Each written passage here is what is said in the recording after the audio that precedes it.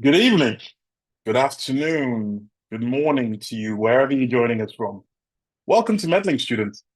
We're so thrilled that you could join us and make it tonight. We have so much to discuss and explore the path ahead and provide you guys with all of the essential insights to help you navigate the world of medicine and dentistry. Now, first and foremost, congratulations on choosing such a noble and rewarding career because medicine is a field that combines science and compassion and a genuine desire to help others. Now, throughout the webinar, we will shed some light on the key aspects of your journey and aiming to inspire and equip you with the knowledge that you need to begin this journey. Now, before we dive into tonight's agenda, I'd like to extend a big congratulations to all of our A-level students. You worked hard, incredibly hard. And even if you didn't achieve your desired grades, predictions, just know that it's not the end of your medical or dental journey. Because we believe that everyone deserves the opportunity to pursue their dream of becoming doctors and dentists. As long as you're passionate about your dream, and we'll do everything we can in our power to help you. Now, since the results, we've had hundreds of students contact us to try and pursue medicine and dentistry. We've been very, very busy. Everyone here has been jumping on the call to try and find a way for all the students. Now, with this in mind, a lot of the universities are filling up their seats very, very fast. So if you are thinking of taking advantage of that, feel free. We are open this weekend, so feel free to get in touch with us and we'll be happy to help you find an option. All right. Now, let me introduce myself. Now, I'm Edmund. I'm one of the academic advisors here, and my role over the years has been guiding and supporting students throughout their medical and dental journeys. Now, I've had the privilege of helping thousands and thousands of students begin their path in becoming doctors and dentists who have successfully now come back and practicing either in the UK or their home countries. Now, we're also joined by my colleague Tom, who's one of the academic advisors here. Now, Tom is a beacon of knowledge with years of experience of helping students pursue their dreams abroad as well. Now, his expertise has guided countless and countless of students to find the right path and start their journeys abroad. Now, next, we are also joined by Musa, who's one of our key admissions experts. Now, Musa's keen eye for details ensures that your application has everything needed for your chosen universities. Now, of course, we're honored to be joined by some of the representatives of some of our schools, prestigious universities that we partner with. Now, tonight we'll hear from Tbilisi Medical Academy, we'll hear from the head of program at a European university, and their insight will be invaluable to consider your options for studying abroad. Now, we're also joined by the brave students who are also here to share their personal experiences with you, and they're all here to talk about, what made them decide to take the leap of faith to go and study, what it's really like to study abroad, the challenges that they face, and the triumphs that they have achieved. Now, tonight, we're going to cover a lot of things, one of which is who we are. We get asked a lot about who we are. You're going to learn about what it's like to study abroad in Europe and how it benefits you. We're going to talk about the tuition fees and the living costs. We'll go over the current state of the medical and dental fields in the UK and why it's becoming increasingly tough to get in. You'll also learn about the great opportunities that are still available for this year's intake, how we can actually help you apply and navigate this whole journey. And finally, you'll have time for a live Q&A session where you get to ask us anything. So we have a lot to talk about. So make sure you're ready and you're ready prepared for us tonight. Now, who we are, we get asked this a lot. We've come a very, very long way. Every success story begins with a courageous decision to embark on a journey. Now, our doctors and dentists, they were just once students like you. They face the same challenges of getting into a medical school or dental school in the UK. Now, despite having really good grades, they also encountered rejections and had to seek opportunities outside of the UK. Now, imagine, which some of you have already done, you spent countless of hours researching medical schools, comparing the options, which one is better, navigating confusing application requirements and deadlines. And these tough experiences laid the foundations of what we do today. So we've been through it all, managing applications, preparing the application, the entrance exams that you may have to do, moving to a new country, making new friends. We truly understand how overwhelming this journey can be. That's why we're here. We're here to assist you every step of the way and committed to helping you and supporting you in every twist and turn. Now, we're proud to be celebrating 13 years of changing lives, one student at a time. Now, this is a milestone that is a testament to our commitment to your success. Now, our team is a diverse group of professionals that are dedicated to your success.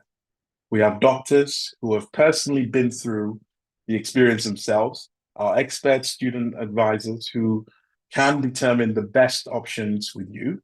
We have on-ground support team, and we'll get to talk about a lot of these later on as well, who are basically there to help you find options abroad as well. Now, in terms of course, going into how all of this works, we will talk a bit more about the options and how we can actually help you. Now that we've discussed who we are and what we do, let's talk about why studying medicine and dentistry abroad might be the right choice for you. Now, to take us through some of the compelling reasons, I'd like to invite Tom, one of our senior advisors, to share his insight. Tom? Hi, thanks, Edmund. Good evening, everyone. It's fantastic to have you all here this evening. Again, well done on getting through your A-levels. We understand it might not be the results that you'd hoped for, or maybe it was. Either way, we're going to help you get through this, so please stay tuned throughout the webinar. You're going to get all the information that you need all in one place when it comes to studying medicine and dentistry abroad. So first of all, talking about some of the benefits. You can see a few here. One is that it's very affordable. So regardless of what your budget is, in most cases, we have something that will fit for you. Of course, going abroad is all self-funded in most cases. And so if you're going, you do have to think about that. It's something that you need to be prepared for. Also, the quality of education. We work mainly in Europe and also in a few schools in the Caribbean. One of the reasons for just working in these areas is because we look for very high quality educational institutions. We're really careful about the quality. And with these places, the quality is fantastic, allowing you to become a really good and successful doctor or dentist. And of course, it's a very international environment. These universities have a really diverse range of students from all over the world. And of course here you can see the admissions are of course very flexible, so depending on what grades you ended up getting, for example in your A-level results, we can help you with different options that are suitable based on that. All the courses are of course English taught. This is a big concern a lot of people come to us with, asking are the courses going to be in different languages, and of course they are all English taught courses and globally recognized. So depending on where you want to work afterwards, we can help find a school that matches the right recognition for you, whether you want to register with the GMC in the UK or you want to go on to the US, Australia, another European country. Wherever you're looking to go, we can help you find the right school that meets those requirements. And then of course, yeah, returning home to practice. There's a big variety of different admissions, so you don't have to just pick a couple of schools and hope for the best. We can really find what's best for you, whether you want something close to home, further away, whether you want a big city or a small city. There's loads of different opportunities, and there'll be one there that's right for you. And they all have really modern facilities. All the schools that we work with have all of the latest up-to-date equipment, so you've got nothing to worry about there. Okay, we will have a lot more benefits coming from our students later on in the webinar, so stay tuned to hear from them and they'll tell you their insight and what some of the benefits are for them. Looking onto this graph here, so this is the total number of British nationals joining the register with a non-UK primary medical qualification. What does that mean? This is a number of students who have gone to study abroad, UK students, UK passport holders who have studied abroad and then returned to the UK to register as doctors each year. As you can see, back in 2019, there was around 600 roughly. But you can see last year it's now gone up to just under 1,000 doctors. These are graduate doctors from Europe and around the world who have studied abroad. They left the UK, studied abroad, and have now come back to register in the UK. We show this graph as a testament to the fact that it can be done. If you're thinking now, wow, it's such a long way away, so many steps I have to take, so many things I have to achieve. Yes, of course there is, but we're going to be helping you every step of the way. And as you can see, there are literally thousands of people that have come before you that have been able to do what you're looking to do. And we will be able to help you through the whole thing. Okay, thanks, Edmund. Thank you so much for your valuable insights in that, Tom. So let's move on. We have so much to talk about tonight, guys, and we've seen a lot of questions coming in. As I say, for those of you who had your results yesterday and you've joined us tonight, welcome. We have a lot in store for you guys. And don't forget, we are open this weekend if you really want to have a conversation about how best we can help you. Now, a lot of questions that we get to ask is, how many years do I get to study abroad? Now, in European universities, the medical schools, they teach in a span of, takes 6 years to complete. Now, when you graduate, of course, with a Doctor of Medicine degree, which is MD. Now, the degrees are typically divided into two parts. The first part is the theoretical part, the preclinical. So in those years, you get to focus on your theory, your medical theories, and the basics in the class.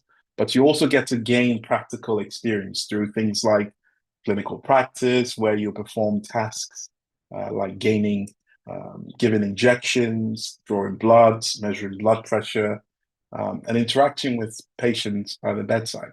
It's a great way for you to kind of get a good start into what's going to be like in the final 3 years.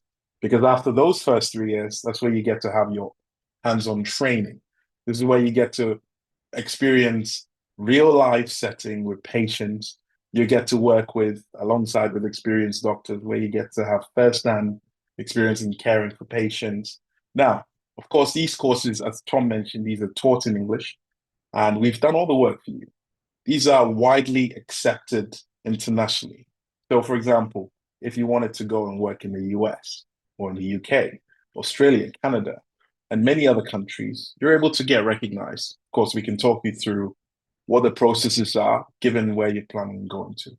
But a lot of these schools tend to be recognized across many countries.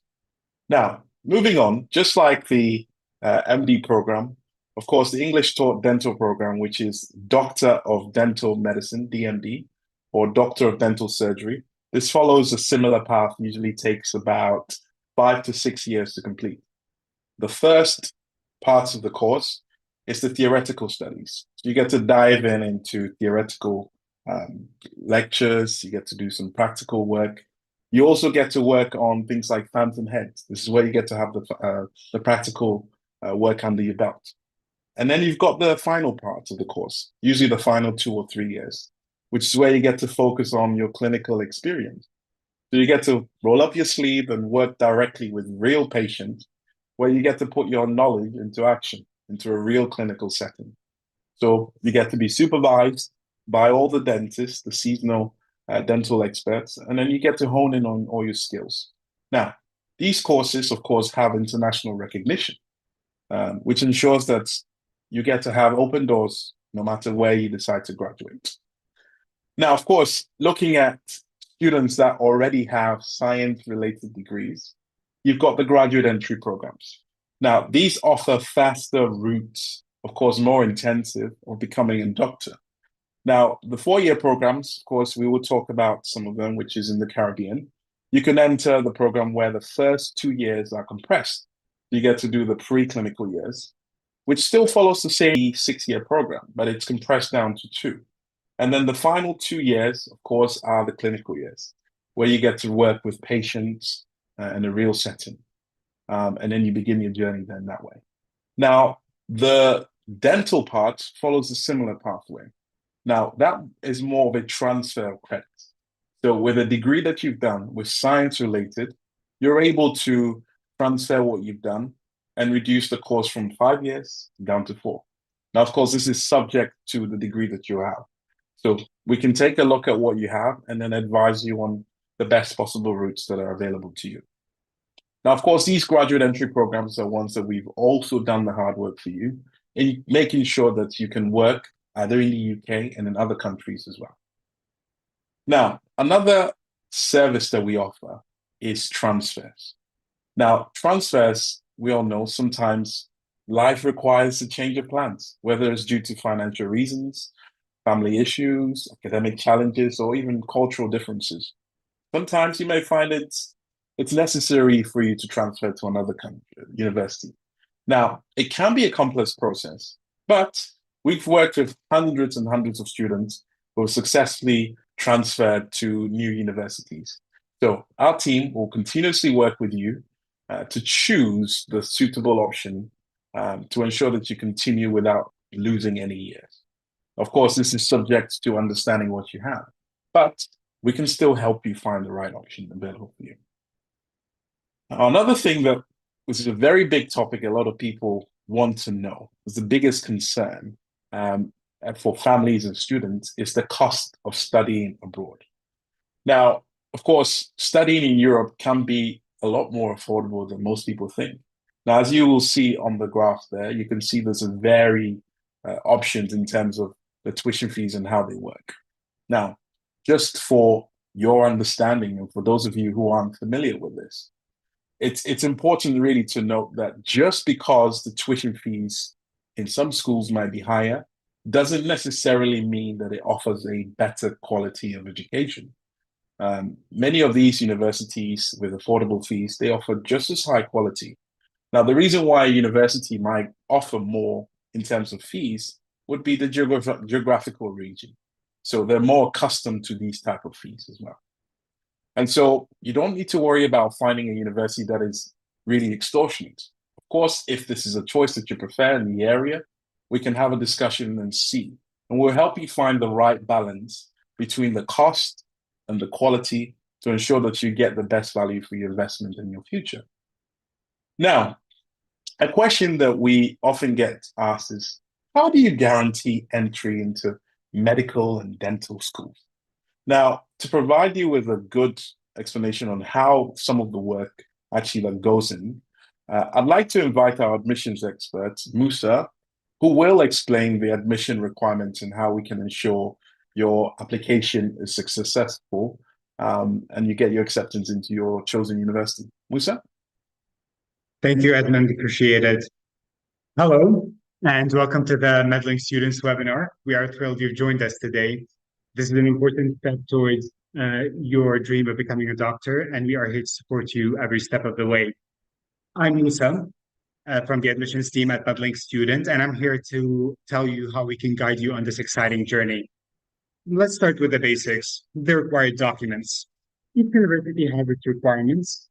We need a high school diploma or its equivalent. Now, European universities value strong backgrounds in sciences like biology, chemistry, physics, and mathematics. And if your strengths lie elsewhere, don't worry. Some universities focus on providing equal opportunities for all aspiring doctors.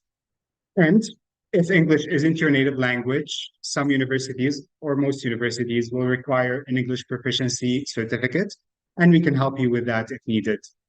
And choosing the right university can feel overwhelming. This is something we truly understand, and this is where we come in.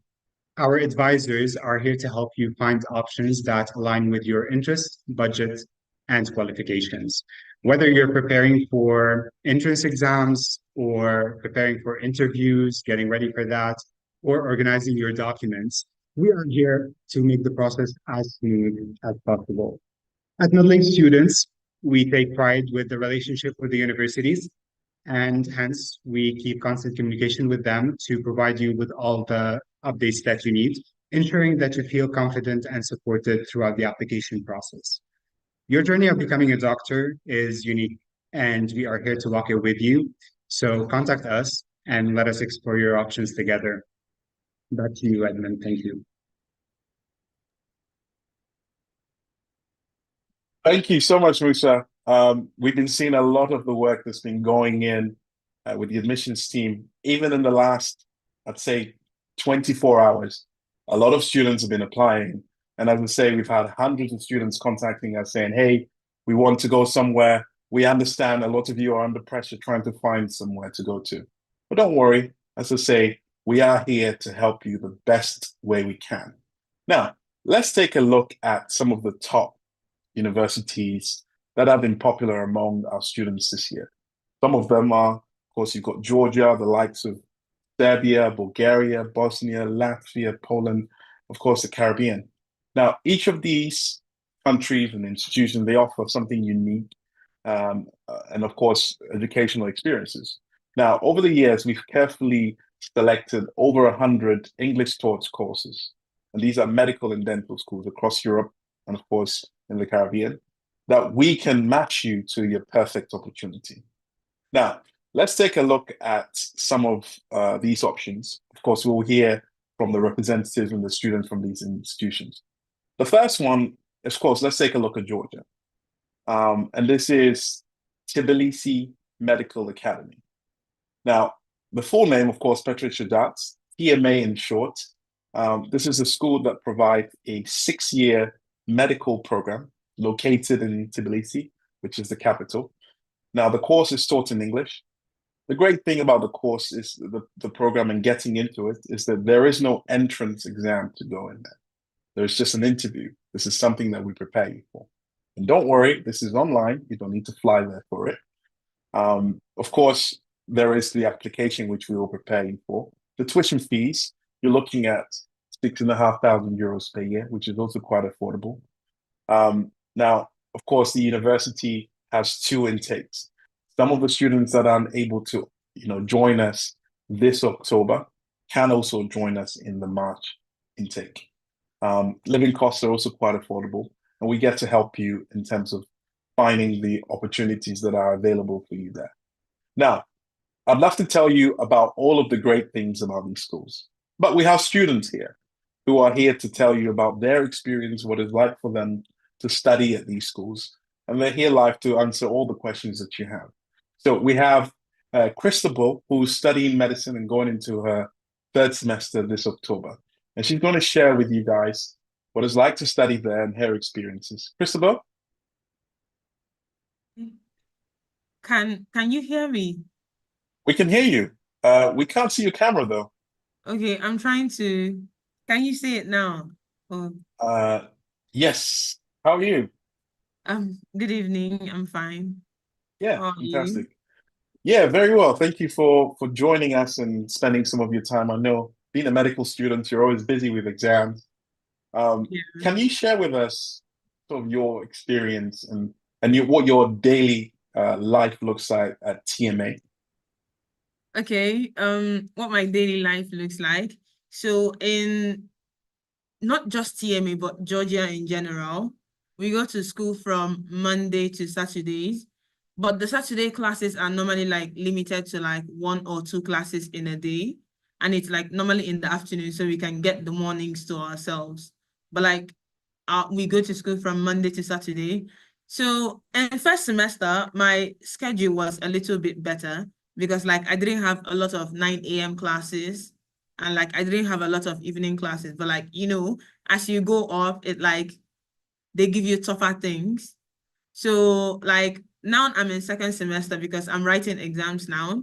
But before the exams, I normally wake up by at least 7 a.m. because I don't live too close to school, but that I'm going to remedy that soon. So like I wake up by like 7 a.m. and get ready for my 9 a.m. class. So like I live in a hostel for students, mainly in Georgia.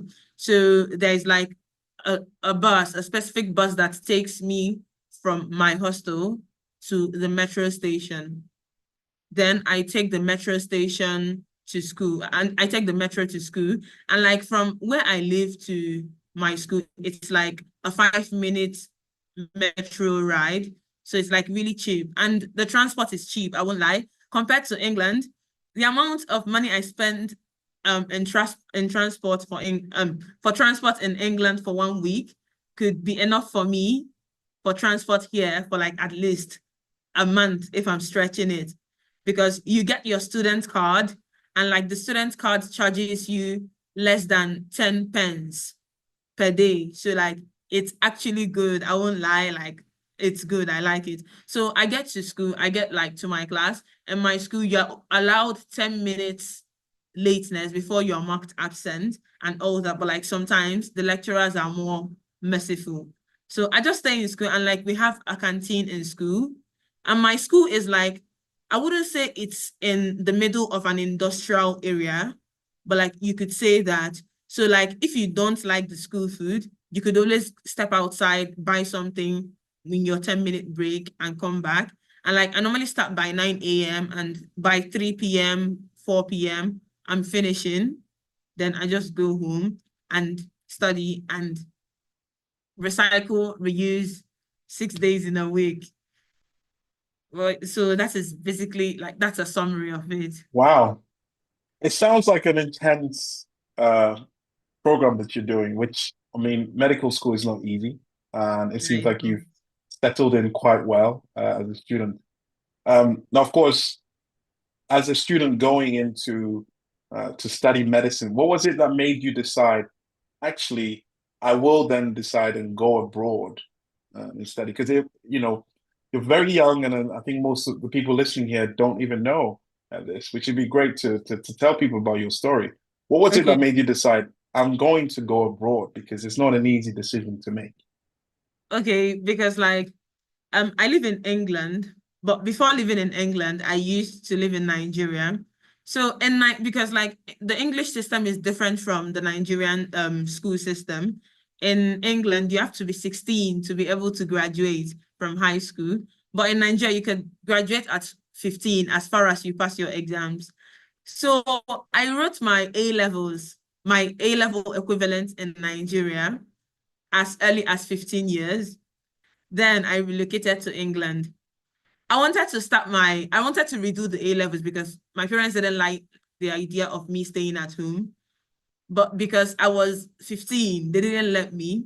They put me back to year 11. So I had to do my GCSEs again. So by then I turned 16. And I was supposed to go into college, but I didn't want it because I already had my A-level results. So I didn't see the need of wasting 2 years to get a certificate I already have. So I started bugging my parents that, oh, like, I wanted to like start studying, I wanted to start university. Obviously, the price to study in England is outrageous, especially for immigrants. So we started, my mom got Medlink through her office friends. So she came home and was like, oh, that like she wants me to go to Hungary, and Medlink sends people to Hungary, this and that. Hungary was too expensive. Then she chose Trakia. I took the entry exams into Trakia. Like apparently Trakia releases like 2 lists or so. So the first list got released. I wasn't there. I won't lie. I cried my eyes out. So I didn't know I was going to get in. Then I started looking into other places because I was determined not to stay at home because I've always wanted to study medicine. I was like, I'm not passing up on this opportunity. So that was how I applied to TMA, to Georgia. I did my interview. Then after like 2 days or so, I received my admissions email and my email in the morning. Then in the evening of the same day, I received my admission into Trakia. So I had to choose. So my mom was like, we might as well go with Georgia because as a British resident, I didn't need a visa to come into Georgia. So that was how I came into Georgia at 16. Yeah, I came here at 16. Then because we started on Monday, the weekend before the Monday, I turned 17. So I think I'm like the youngest in my semester, but as I grow, I'm going to grow out of my teenage age soon. I'm waiting for the time to come. Wow, what a journey. And with all of these, it sounds like you had some obstacles and you overcame all of them and you're still doing this. How did you find the process or the experience with the application process through us, was there any parts of the process that stood out for you in terms of the support and the guidance? Any part? It was actually during because like when I was applying to Trakia, they would provide the Medlink people, they would provide the person I was in contact with provided me with the revision materials and all that. And for that alone, I was like grateful because I didn't know how to go about studying for entrance exam that I've never taken before, or I didn't, and at that point, I didn't know anybody that like I would say, oh, this person has taken this exam before, so I would like know the experience. And like all I needed to do was provide my results, my proof of graduation, and few other documents, and like Medlink just took everything care of everything for me. After a few days, they just emailed me, oh, they gave that I had to take an interview. And even down to the interview with TMA, they still provided me with a document of like questions to expect from the interview. So like the Medlink advisor I had was like very helpful. And up to now, when I have like issues here, and sometimes I text Mr. Anthony from Medlink, and he still helps me. So like even till now, even though like I don't really need their services, they still render it to me. So for that, I'm grateful. Yeah. That's fantastic. Thank you for sharing that with us. This is something we've been doing for a long time, and we continuously do this, and we're very proud of helping the students go abroad and throughout their journey. So it's good to see that this is something that's stood out for you, and in terms of going there and settling in, and of course being there and still getting the support from us. Now, the last question I have for you is: we have a lot of students watching tonight. Some of the parents are also watching. They had their results yesterday, and some, of course, aren't very pleased with their results, but thinking of maybe I should go abroad. What advice would you give to the students who are considering studying abroad, but are unsure about taking the steps, and what they should do to keep in mind in making their decision? What would I say? What I would say is don't let the fear take hold of you. Because if you let your fear of failure get hold of you, you're not going to do it. If I could do it at 16, you're 18, you're probably going to do it and excel better than I did. So like, just take that step, put in that application, like just choose the school, put in the application. You never know what will happen. There is a high possibility you're going to get taken with the help of Medlink, because like you have help. So like, just take the first step. Whether you fail or not, don't let your fear of failure decide for you. Do it. When you fail, do it again. When you fail, continue doing it to you. Because if medicine is something you want, medicine is something that like you have to have resilience to study it. It's not about being the smartest, because I'm definitely not the smartest. It's not about being the smartest. It's about being the most resilient. Without resilience, yeah, you can't do it. So you have to have the will, then the resilience. Then just don't let, it's okay to be scared, but like don't let the fear decide for you or talk for you. Just do it anyways. What's the worst that could happen? Wow, Christabel, I'm even motivated to get started. Thank you. Thank you so much for joining us. We really can't wait to see how your journey unfolds and the type of doctor you'll become. We see you've embraced your journey so far, but thank you. Very inspiring. I know you'll be sticking around for some more questions. There are more questions coming in for you, but we'll keep them for the Q&A. But yeah, thank you so much. Okay, bye. All right. So there are so many reasons to study at TMA. Let's look at another school. So we've got European University of Tbilisi. This is EUT. Now, this is also located in Tbilisi. They offer both medicine and dentistry. 6 years for medicine, 5 years for dentistry. The tuition fees for dentistry, of course, it's around the €4,500 per year. For medicine, it's around 5.5. And they also have 2 intakes per year, October and March. Now, there is no entrance test, just an interview, again, something that we're all preparing for. You will write a personal statement and we'll guide you through the entire process, as you guys heard Christabel talk about. This is something that we do very well and we're still doing it. And if you are still considering applying to any of these schools, we've had a lot of applications as of yesterday, students wanting to go there to Tbilisi. And this is either of these schools. So seats are starting to fill up a lot faster than they normally do. And if you are considering it, I would urge you to speak to us and see what we can do to help you take advantage of it. Now, of course, European University is known for its state-of-the-art facilities, including their simulation centers, the VR labs. They offer, of course, globally recognized degrees. Now, to tell you a lot or a bit more about the school itself, we have one other representative, Professor Tinnerton, who's going to share with you guys a lot more about one of the many reasons to join European University.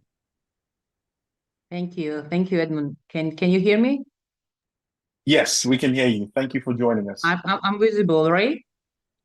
Yes, we can see you as well. Okay, thank you. So good evening, everyone. First of all, thank you for the Medlink to give me such kind of opportunity to represent European University today.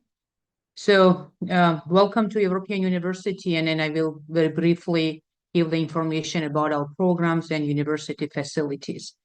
European University is the first private, very fast-growing university in Georgia, which has two main English course programs, which is the medical program and dentistry program.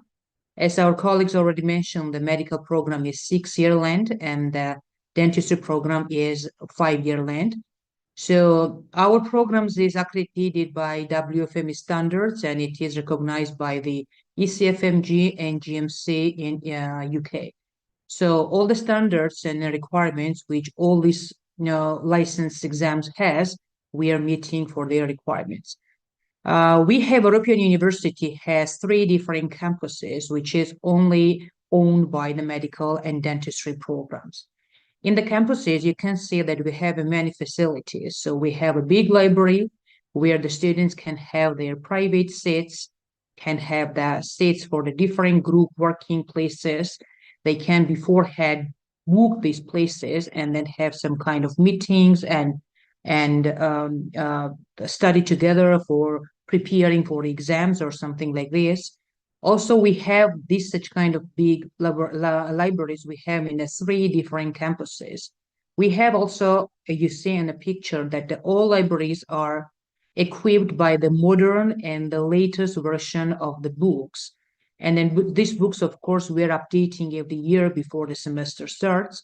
And then these books are also meeting the requirements of the GMC and the USMLE.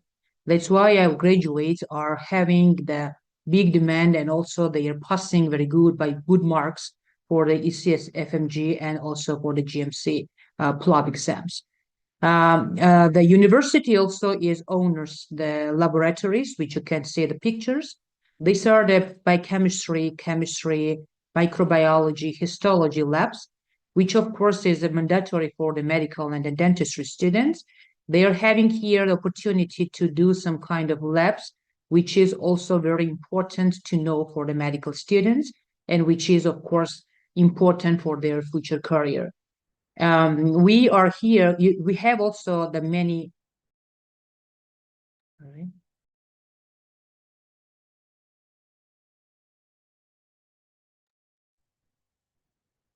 Anyone, can you hear me? Excuse me.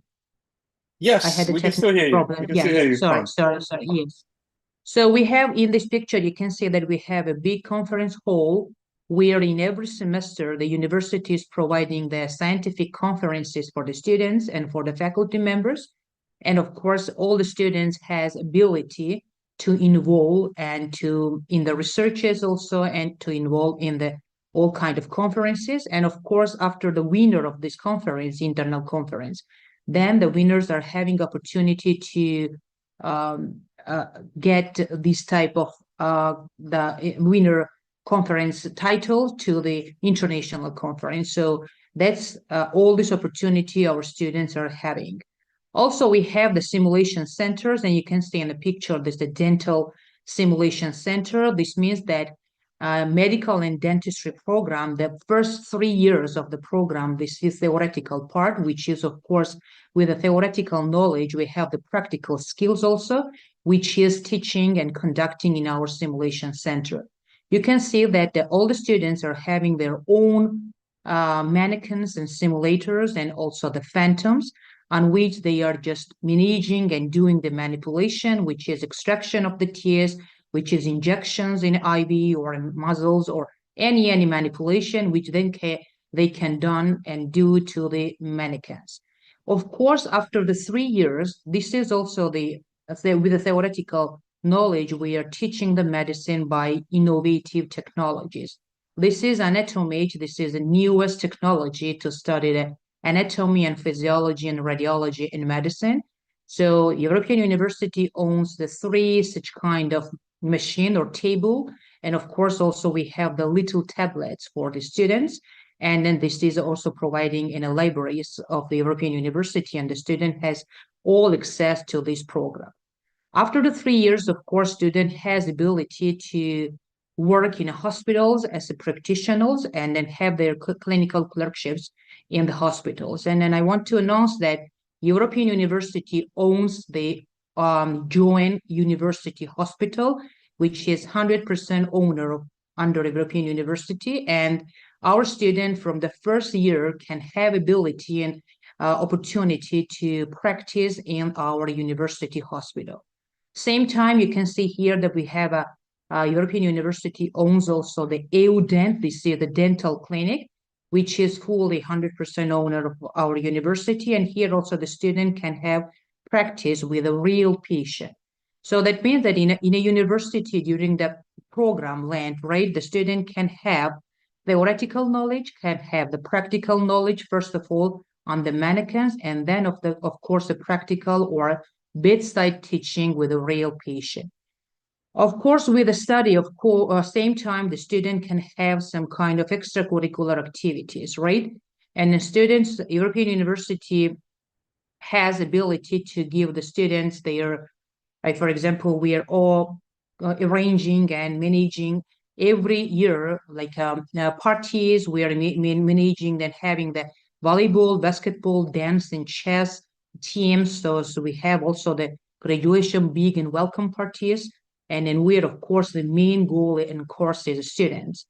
The chess team also we have a choir team, and then every parties we're inviting the very famous Georgian singers. And of course, this is everything is doing for the student facilities.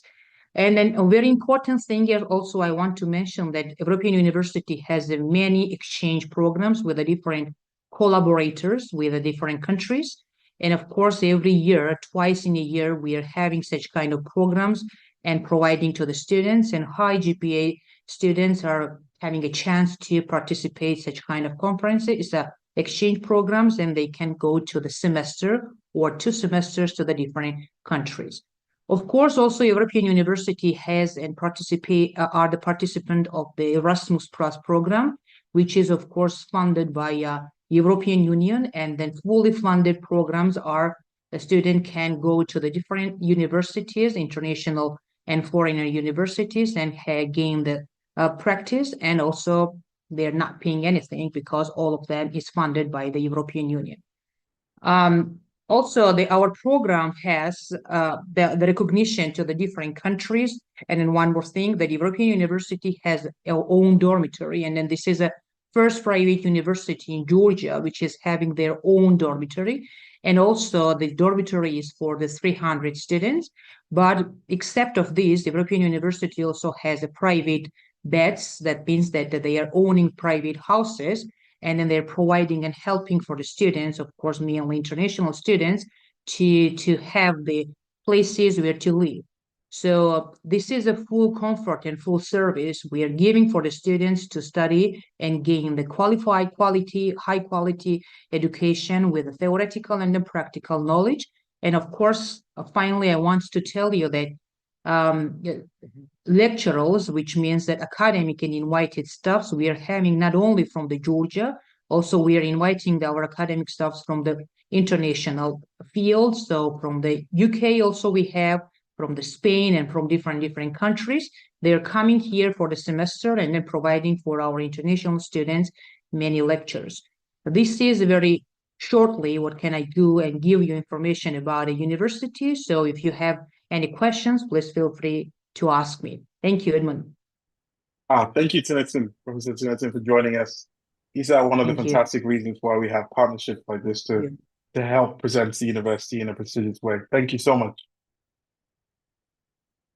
Now, these are one of the many reasons to join European University. Now, as I mentioned before, if you've just received your results, your A-level results, and you're still looking at opportunities or clearing options, let's have a conversation. We are open this weekend. So get in touch with us, make the most of it. We are here.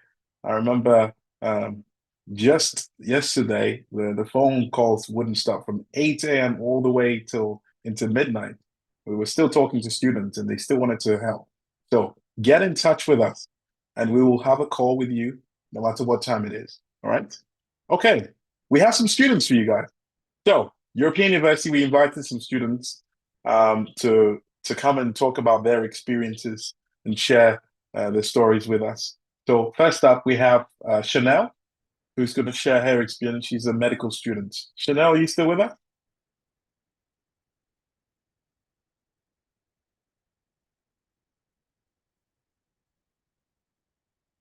Oh, Chanel, we can see you, but we can't hear you.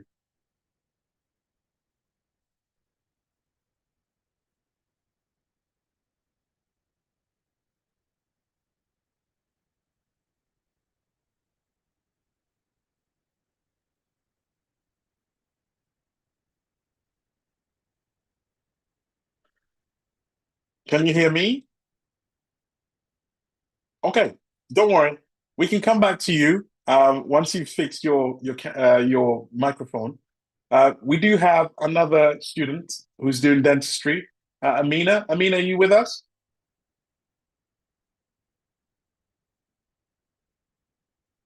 Hello, can you hear me? Hello. Yes, we can hear you. How are you? You all right? I'm okay. How are you, Edmund? Yeah, very well, thank you. Amina, thank you for spending some time with us tonight. Yeah. Can you share your sort of experience with us from what drove you to study in Georgia in the first place, and what's your story? Yeah, so I found out about Medlink from one of my friends. So she studies medicine at European University. And so she told me about Medlink and I asked her everything. And then she told me about you guys' website. So I was just browsing through. And then after I got my results, I was like, let me book a call with you guys. And so I booked a call for you guys on like the 21st after A-levels last year.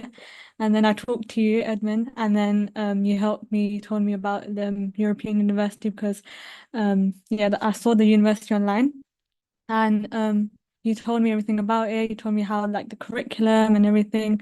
And then I started the process from there. And yeah.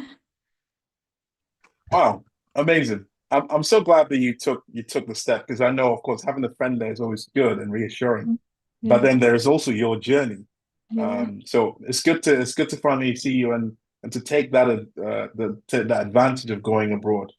Can you tell us a bit about as you are there now? What is it like for you on a day-to-day as a dental student? Because we have a lot of dental students that are watching as well tonight. Yeah. We start so it's from Monday to Saturday, and the timetable is very dependent on you. So you can basically decide how you want your timetable. So we have practicals and we have lectures. And so the practicals you can choose whatever time you want, whatever suits you best. So like whether it's in the morning, if you're a morning person, or like in the evening. And I think lessons start at 9 a.m. and they run until like 10 o'clock at night.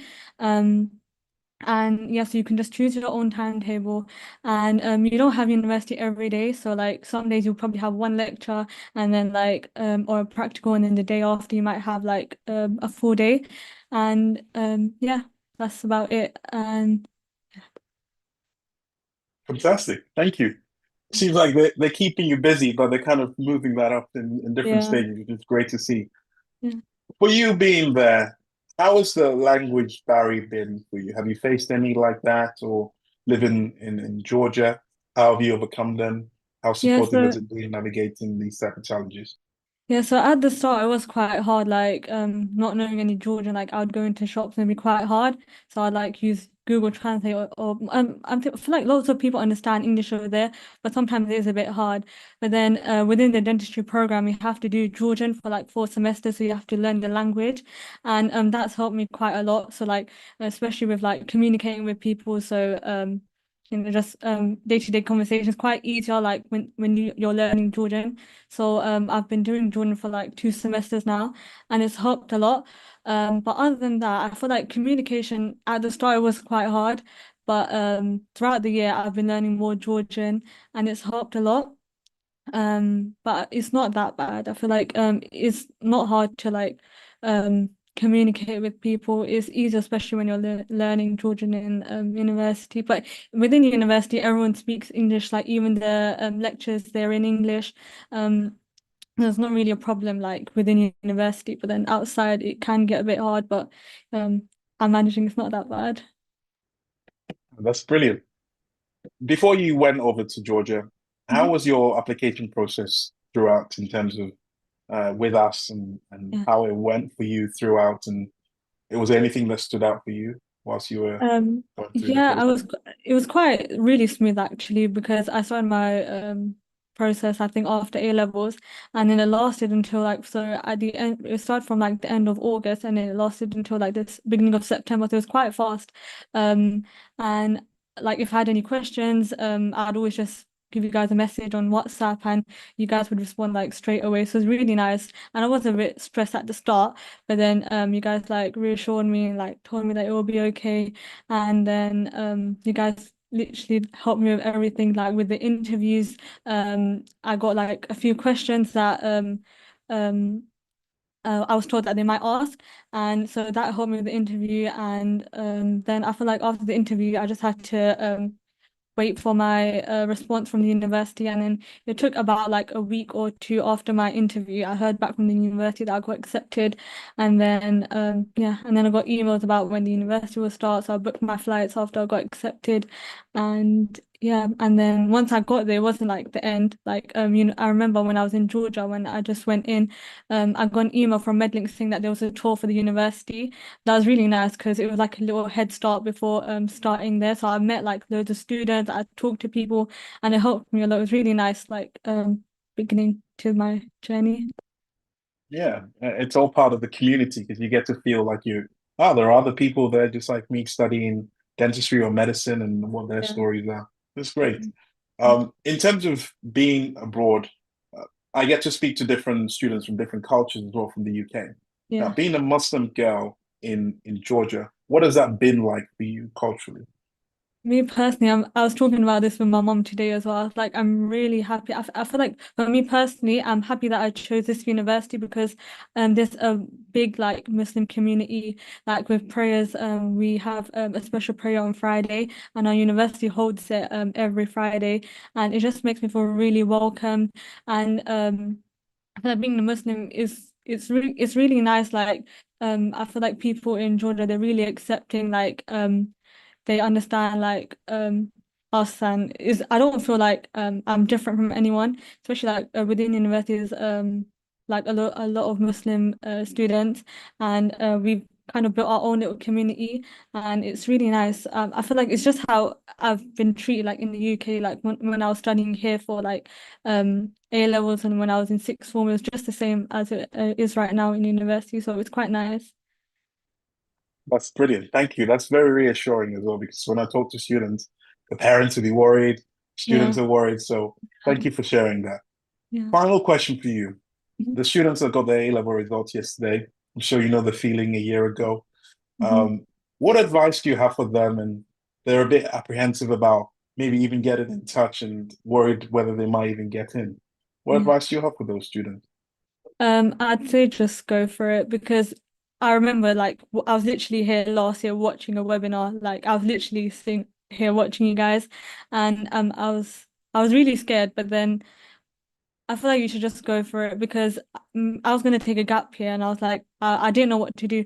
And I was talking to my friend who goes to European University and she was like, just apply. Because I thought I was a bit late because I was like, oh, with results, they normally like in the UK, you have to apply like loads of months in advance. But she like, you can apply and see if you get in. And so I was like, let me just do it. If I get in, that I'll take that as a sign that I should go. And I applied and I got in. And I feel like it's the best thing that I've done because I remember there was I think last year there was a December intake as well, so I was like I could wait, but then I just applied for October and I got in, and I'm happy that I did. Like I feel like when you're sitting down and you think like whether I should go or not, it can really like mess with your brain a lot. I feel like if you just book your consultation with Medlink, it will help a lot, and you won't regret it at all. Dr. Amina, we can't wait to see how your future really unfolds. And I know you've got a lot to do and a lot to get to there, but we are really excited for you. And thank you so much for joining us. There are some questions that are coming in for you, but we'll save it for the live Q&A. But Yeah, yes, thank you so much. right. Thank you. Let's see if we can get Chanel back. Chanel, are you here with us? Hi, sorry, can you hear me now? Yes, thanks for joining us. Okay. All right, Yeah. Chanel, thanks for coming. And can you tell us a bit about your journey? What brought you to Georgia? What made you decide I'm going to go to Georgia and study medicine? So I was actually at my I'm in South Africa now, so I live in South Africa. So I was actually at a university here locally, and I met one of my friends here, and he took on this like path to become a doctor. So he was very into it, and he had done his research, and he is the one who actually told me about this. And for me, I was already doing a BSc degree, but I wasn't too happy because I couldn't get into medicine due to immigration and all the other external stuff. So I couldn't really control it. But he said like, there's this European university and also Medlink. So he told me about it, and it seemed like a really really interesting way to go. So I was really interested in medicine, but I of course gave that up. So after I just applied, I had done my first year, and I just applied to see if I would get in, and like I wasn't going to be too heartbroken about it if I didn't.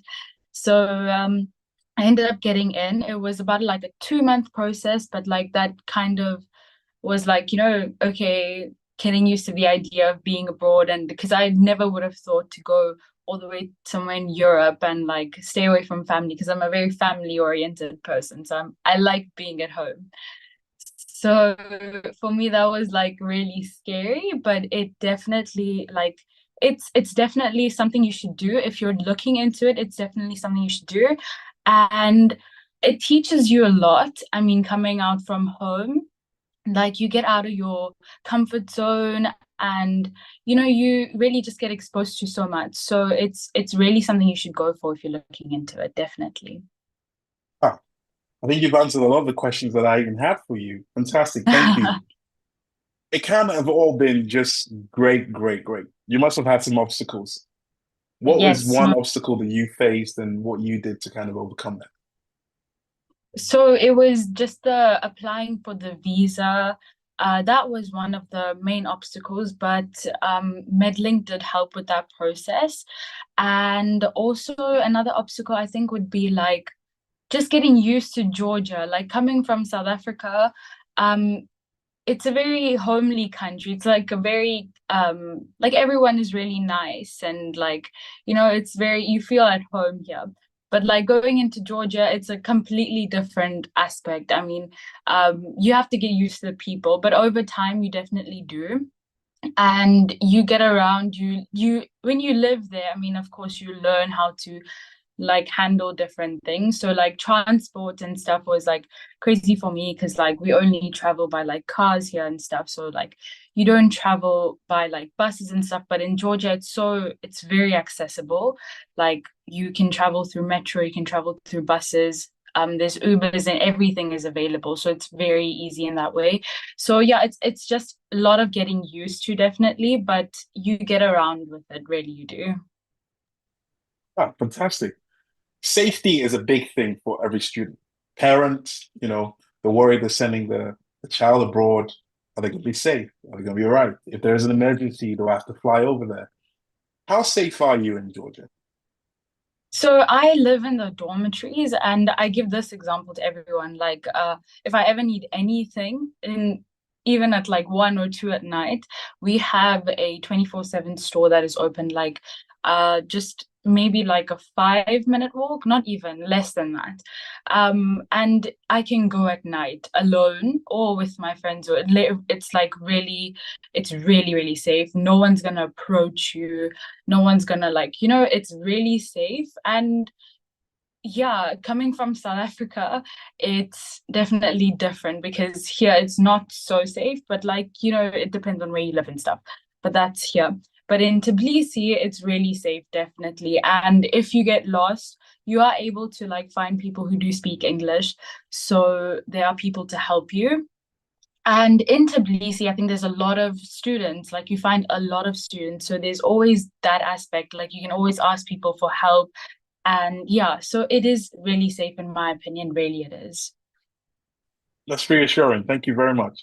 And finally, the students that are watching, of course, being from South Africa, we do also get lots of students from South Africa. They get surprised because they're like, you have South African students there too? Yes, we do. What advice do you have for those students? So students from South Africa or even Africa in general who are worried about going abroad. What advice do you have for them? I would say in South Africa especially, there are some things that you don't always get into medicine. I mean, it is a bit more difficult, I would say.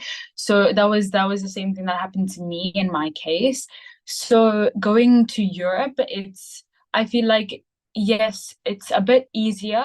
And of course, Medlink helped a lot with this. They helped me through the process. They helped me through the interview and stuff like that, what questions, and they prepared me really well for it. So it is, in my idea, it's a bit more easier. But of course, there's a lot of people that are scared to leave home, and Europe, it's different. So it's way different from Africa, I would imagine. So yeah, it is different. It is something getting used to, but I think it's definitely something you should do because, like I said in the beginning, it's different things. So it will help you build up that confidence later on in life. And I feel like in medicine, you're going to be moving around a lot and you're going to be doing things that are really unexpected. So taking this first step is really going to help anyone doing this. Yeah. Absolutely. Thank you. Thank you very much. That's very inspiring. We hope that the students are able to take that step and that leap of faith. Thank you so much for joining us. There are questions coming in also for you, but thank you. We'll keep them for the Q&A. All right. Next up, we have one of our top universities in Bulgaria. Now, this university is called Trakia University. It's right in the heart of Bulgaria, a city called Stara Zagora. Tuition fees is between 7,000 to 7,500 euros, depending on the course. They do have medicine and veterinary medicine and other courses as well. Now, they do have an entrance test. Don't worry, for you UK students, this is not UCAT or BMAT. This is just science-based, biology and chemistry. It will prepare you for this. Now, seats are filling up fast. Yesterday, I can't tell you the countless of students I spoke to about going to Bulgaria or even going to Trakia. So take advantage of it if you really want to. The university's exam is around the corner. We will still prepare you. We'll do everything we can to make sure you can get a place there.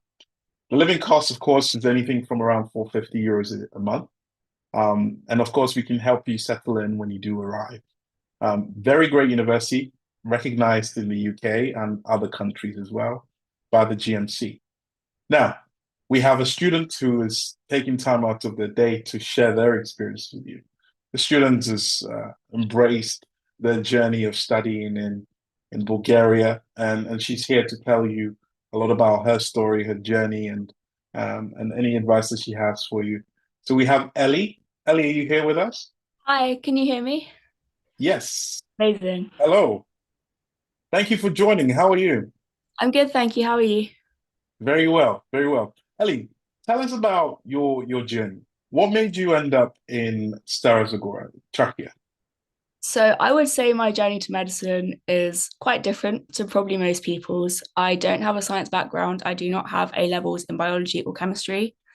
But I've wanted to be a doctor since as long as I can imagine. But for several reasons, I didn't take those A levels, and I actually went on to do a degree in theology and religion at Durham. And then when I was like getting into my third year, I was thinking, what on earth am I going to do next? And then I kind of looked into options of doing medicine as a graduate. And I ended up applying for graduate medicine in the UK. But as I'm sure a lot of you know, graduate medicine is even more competitive than undergraduate, and I didn't get in. So that's when I kind of started exploring options abroad, and I got in touch with Medlink and they suggested Trakia. And yeah, I did the entrance exam. I will say I had to prepare quite hard for it, not having the A levels, but Medlink was so good. They sent so many revision materials. So I didn't actually have a problem with the entrance exam. So yeah, 3 years later, here I am, loving it. Wow, it sounds like you've embraced yourself and you immersed yourself quite well into the program. How was your application process with that? The process of getting the application down, preparing, going through it? It must have been quite daunting, especially when you say, you didn't have any sales science experience. Yeah, so I definitely was worried. I didn't know what my options were going to be. But Medlink were amazing. They showed me different options that would be on the basis of my GCSE, so the A levels wouldn't be required. And because I didn't know anyone who had studied abroad, this was completely new to me. They handled everything. I wouldn't have known where to begin doing it by myself. So it was really great. You just said which documents you needed, and then you translated them, legalized it, did my whole application for me. I couldn't have done it without you. So I am forever grateful for your work. That's something we want to do to make sure that you can actually pursue your dream. What has it been like for you studying at Trakia in terms of your day-to-day? What does that look like for you? So day to day, it really varies. I'm about to start hospitals in September, so it's gonna get a bit different, which I'm excited for. But generally, in the first 2 years, classes are Monday to Friday. My earliest class has been around 8 a.m. The latest class I think I've had is around 5. So it's not too bad. It's quite manageable. The timetable isn't too packed. It's definitely doable. There's a canteen at the uni, which is kind of like our social hangout area. So if you have like gaps in the middle of the day, that's where you'll kind of go to hang out. And something that I really love about studying in Bulgaria is that your year group is actually split up into smaller groups and you have all your classes with the same people. So in my class, it's myself and 10 others. And yeah, you have all your classes together and you're together all the way through university. So you get to know these people really, really well. Sorry, and that's how I found actually my closest friends. And it's been great.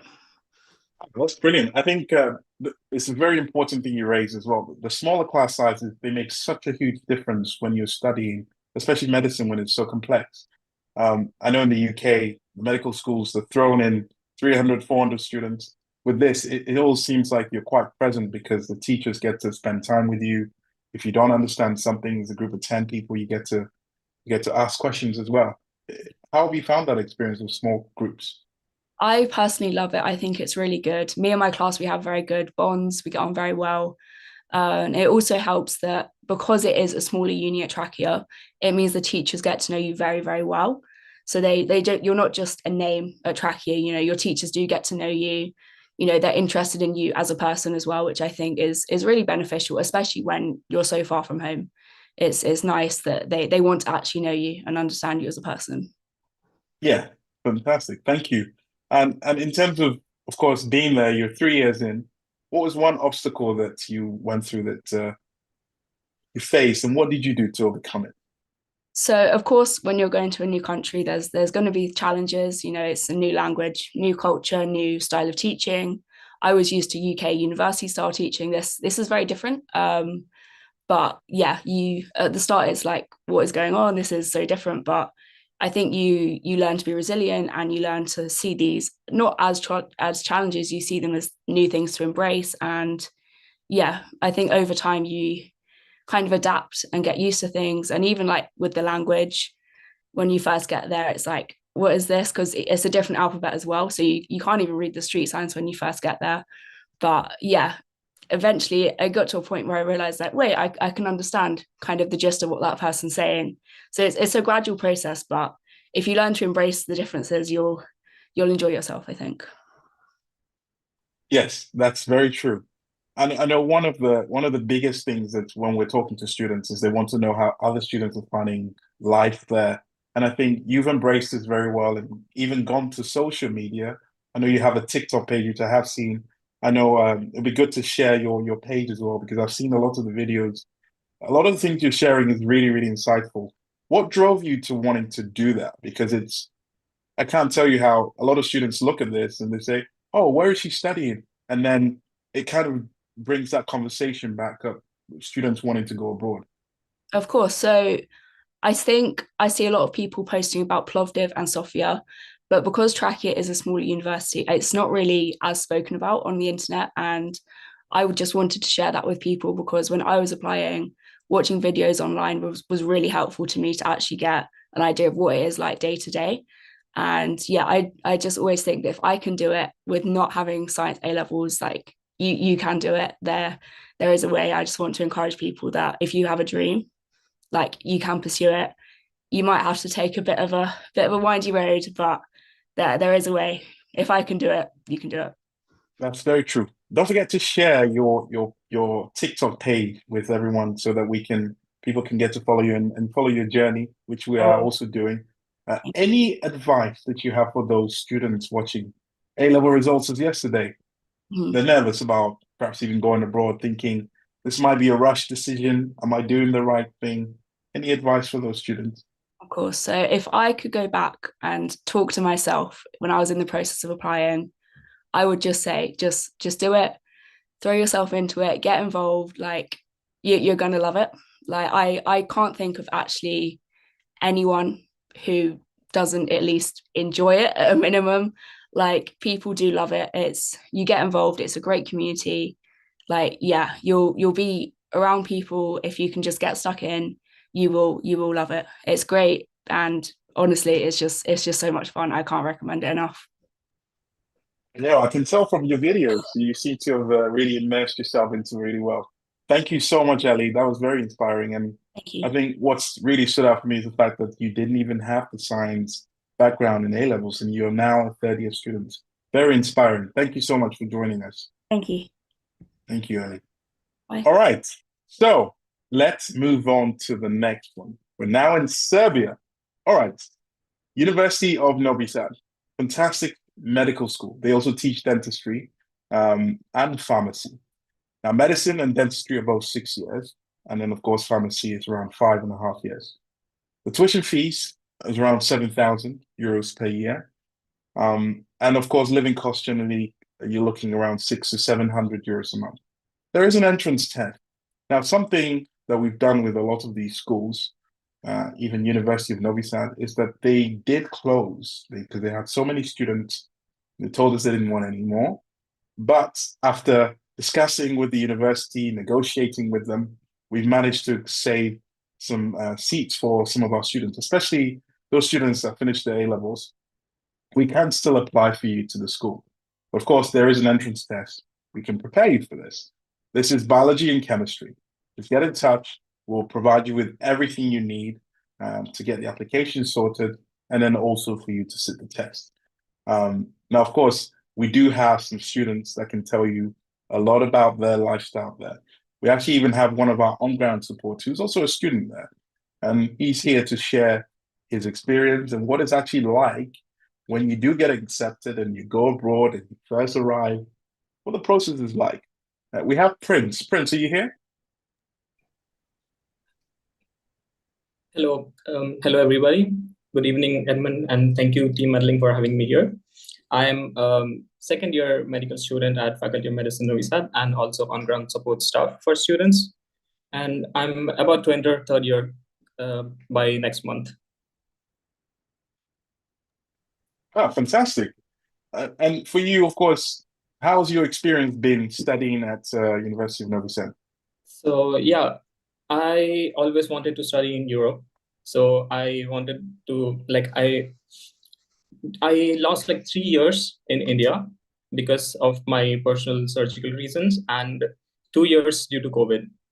So I moved to Serbia. I found lots of universities in Romania and Italy and Serbia. I wrote the entrance exam as well, and then I got accepted first here in Serbia. So I moved here.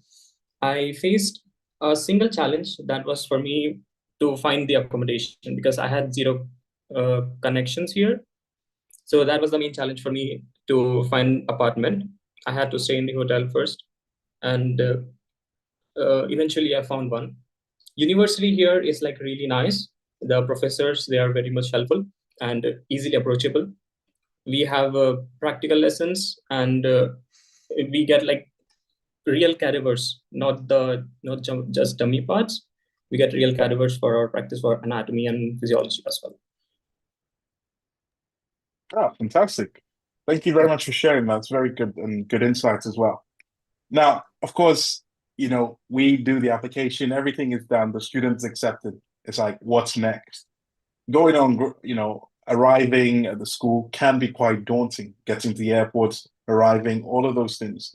Can you share with the people listening, what is kind of the process when the students first arrive in the city? Yeah, so when you first arrive to Serbia, that's the Belgrade airport, there you will find like a support staff to, let's say, like to receive you there. And then from there you come to Novi Sad. And at first you need to get a permit paper from police, which is called white card. That's the main thing we should do in like first 24 hours. And after that, you go to university and do the registration process. You need to pay a certain amount for the taxes and get registered from the faculty.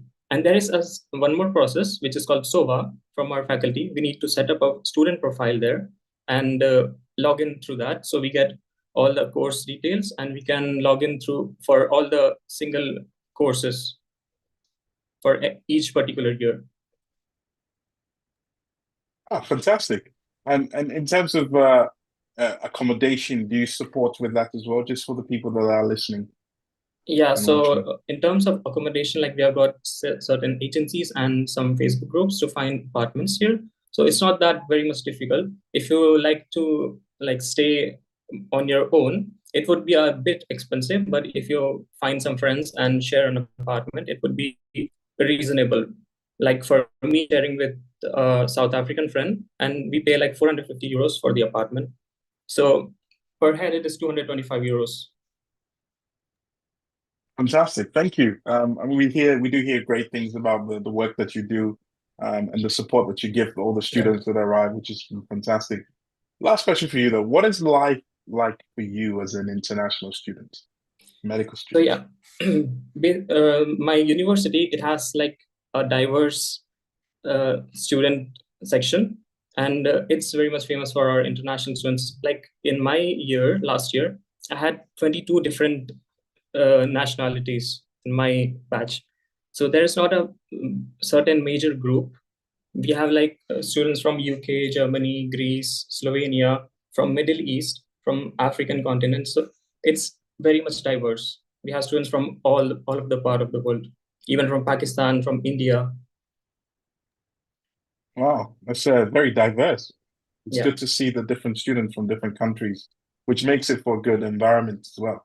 You get to feel like you're part of a sense of community, which is great. Thank you, Prince. Thank you really for sharing with us. I know it's quite daunting when students are planning on going abroad.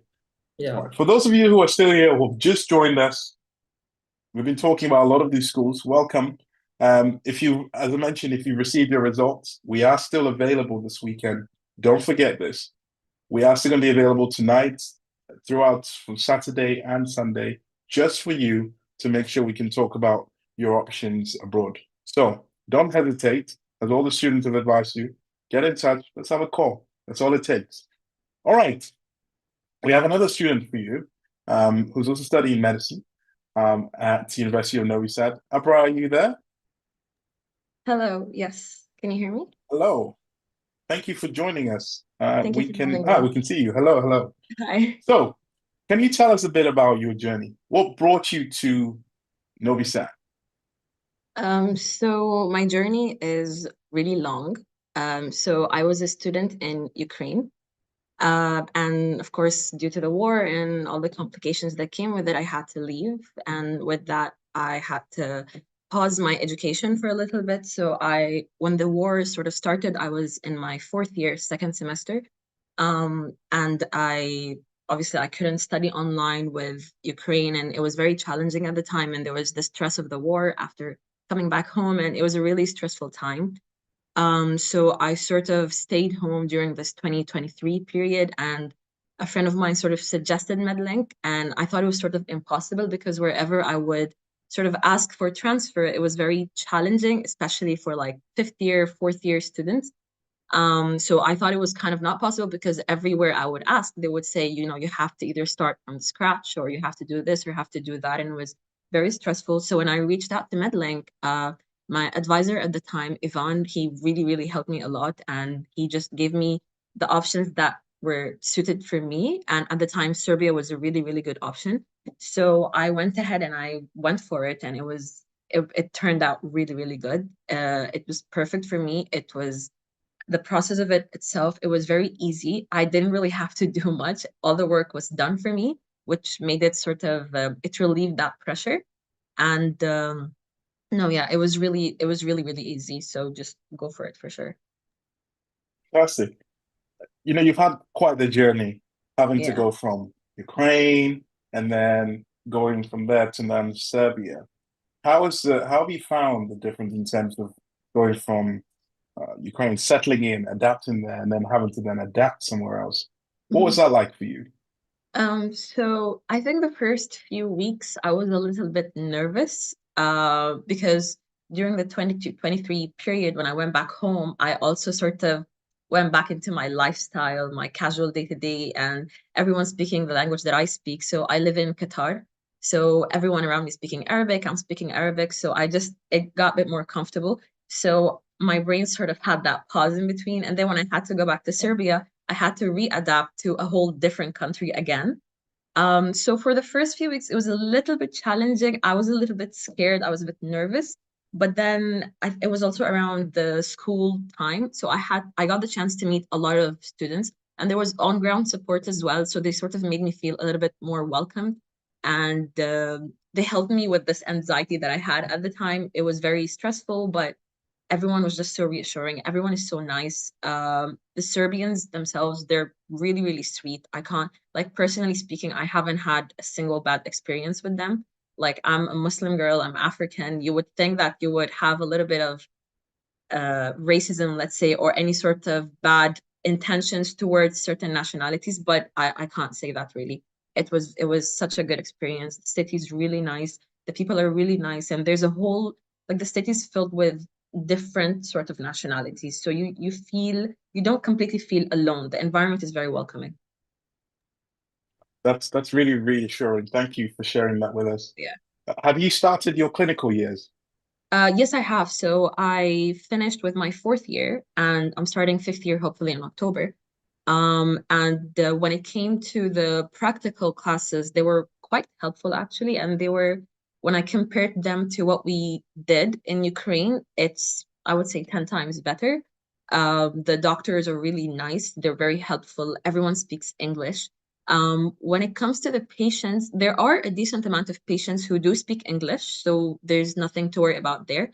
Maybe every now and then you would have, let's say, an older patient who doesn't, but then the doctors would help us in the translation, or they would help us with the communication with the patient. So that's not really a worry. We have a decent amount of practical classes. They're very much divided, the theory classes and the practical classes. So you're spending a good amount of time, a good amount of hours in the hospital with different patients.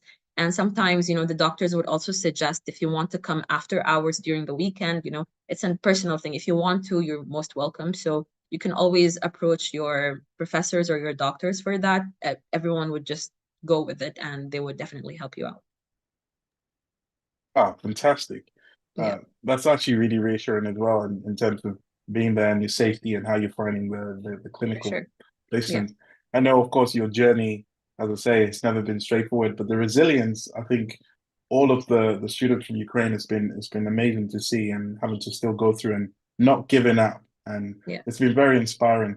For sure. What advice do you have for those aspiring medical students and dental students who are worried about going abroad? So I would say don't be scared. It's as simple as that. It's so exciting.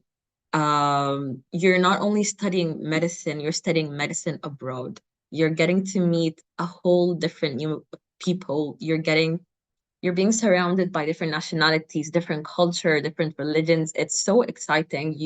Like when I was leaving the first time to Ukraine and Serbia both, my parents were crying and I was already by the gate waving goodbye. So I think that sums it up. It's such an exciting experience. It's very new and you will always cherish it. You don't have to stress about, oh, what will I do when I get there? What would happen? I think if you think about it and if it's such an intriguing idea, just go for it. And when you're there, it sort of becomes such an exciting thing that you don't even worry about anything really. So definitely just go for it. Don't even think about it twice. Just do it for sure.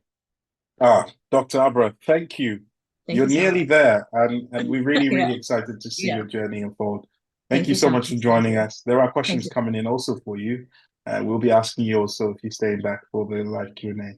Thank you. Thank you. Thanks a lot. Thank you. All right. Next up, we have some exciting universities there to talk about. My colleague, Tom, is going to be sharing with you universities in Poland. Tom. Hello, everyone. Welcome back. I hope you've enjoyed everything so far. We're really trying to give you as much insight as we can with everything here.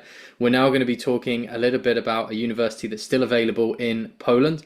This is still available for this September. So if you're interested, you like the idea of going to Poland, very much in Central Europe, let us know. We can help. It's an amazing school. We've worked with them for many, many years. And we're lucky to have had many students go to this school. They offer English taught course in medicine. They do have an entrance test and an interview, but we will help you with that and guide you with it, so don't worry about it. We have really good acceptance rates with this school, so it's a great opportunity. Tuition fees, as you can see here, 14,000 euros per year, so it's a little bit more than somewhere like Bulgaria or Georgia. Cost of living is around 900 euros per month. And they have the option of university dormitories or private accommodation. As I said, the next intake is this October, but you need to let us know as soon as possible if you want our admissions team to do an application for you. We have all the resources ready so we can get everything done just about in time for you. So let's talk a bit more about the university, and we can see here a few pictures. First of all, the campus is something that really stands out.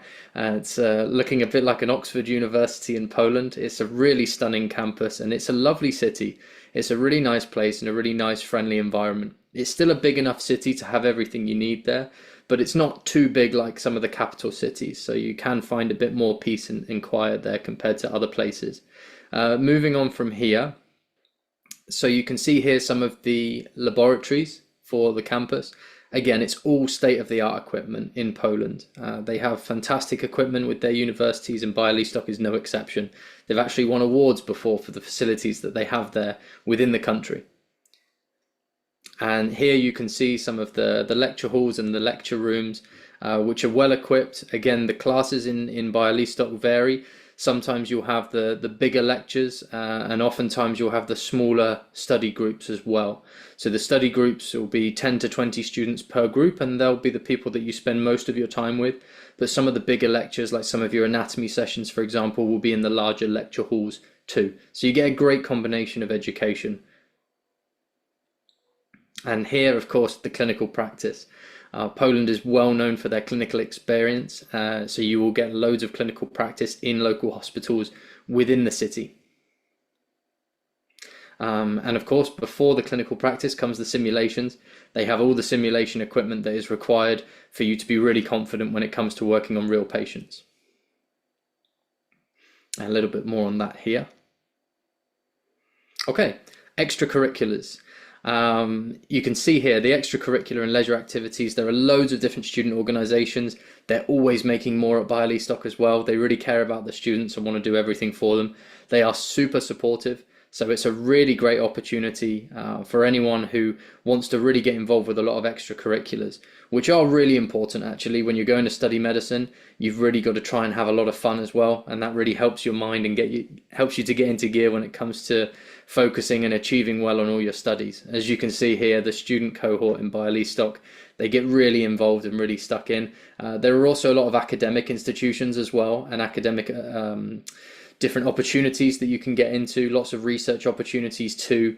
So it's a really great school if you're looking for that sort of thing.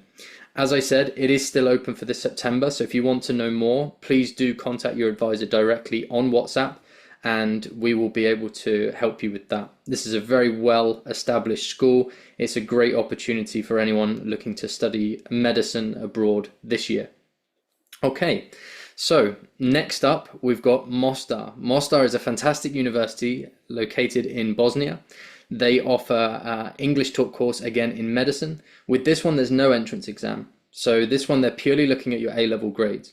Now, we're fortunate enough to have a really good relationship with the University of Mostar, where we can look at a variety of different A-level grades. So whatever you have, if you're interested in this school, do pop us a message. The intake again is available for this October. We have spaces especially available for you students looking to apply for this October.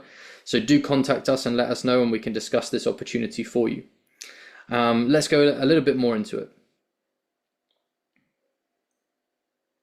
So you can see here a few of the pictures of some of the students. It's a very diverse student base. They have students from all over the world that study with this university.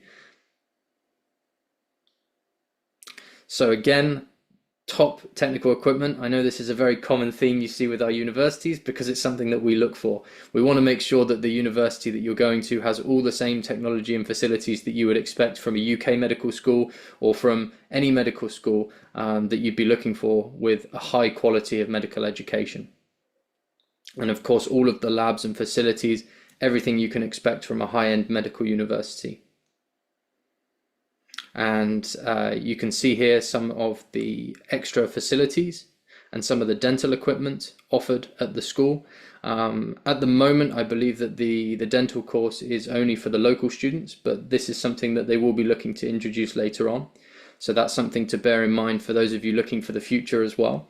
But for now, the main thing is the medicine and the medical classes. They've been doing the medical program now for many years for international students. It's 100% English taught, and of course all of the teachers and professors speak very good English as well. So you'd be very well supported.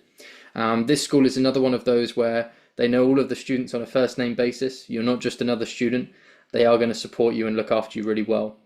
Here you can see an example of some of the larger lecture halls. This is where you have some of your bigger classes, again like the anatomy for example, when you're not just in your concentrated study groups. A few more here. Okay, so again, lots of extracurricular and leisure activities. They've got a bunch of different sports clubs for the international students, lots of international student sports teams for those of you that are interested in the team sports, but also a lot of other things, as you can see here, a lot of different musical hobbies and activities and clubs for you to get involved in, even a choir, as you can see here. They have loads of medical workshops and seminars for you to get involved in medically related research, and different opportunities, lots of partnerships with other schools across Europe and around the world for you to have different opportunities as well. And of course, the country itself is stunning. It's a very safe country. There's a lot of really nice nature, loads of things to go and see and do. It's naturally a very diverse country as well, both from a cultural perspective and a religious perspective. So definitely one to put on the map and have a look into. And if you want to learn more, again, please contact us via WhatsApp.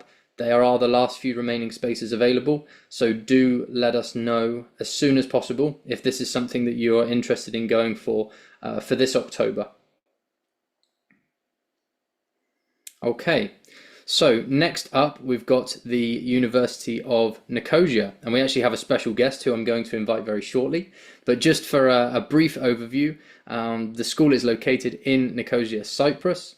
Of course, many of you are aware of Cyprus. It's a beautiful island, a fantastic holiday destination for a lot of people, amazing weather, lovely people, definitely a top destination to study. They offer English courses in medicine and veterinary, Entrance exam is not with this school. Tuition fees vary, as you can see, from 18,000 to 22,000 euros a year. Cost of living is around 1,500 euros per month. Accommodation is private apartments, which we would help you, of course, to facilitate and organize everything. And the next available intake is this September.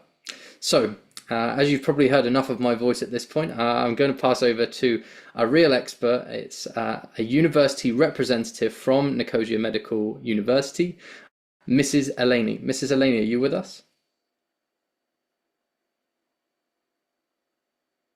Thank you so much, Tom.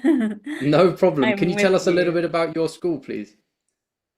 Excuse me, tell more about your school fees? Yes, please tell us a little bit about your university.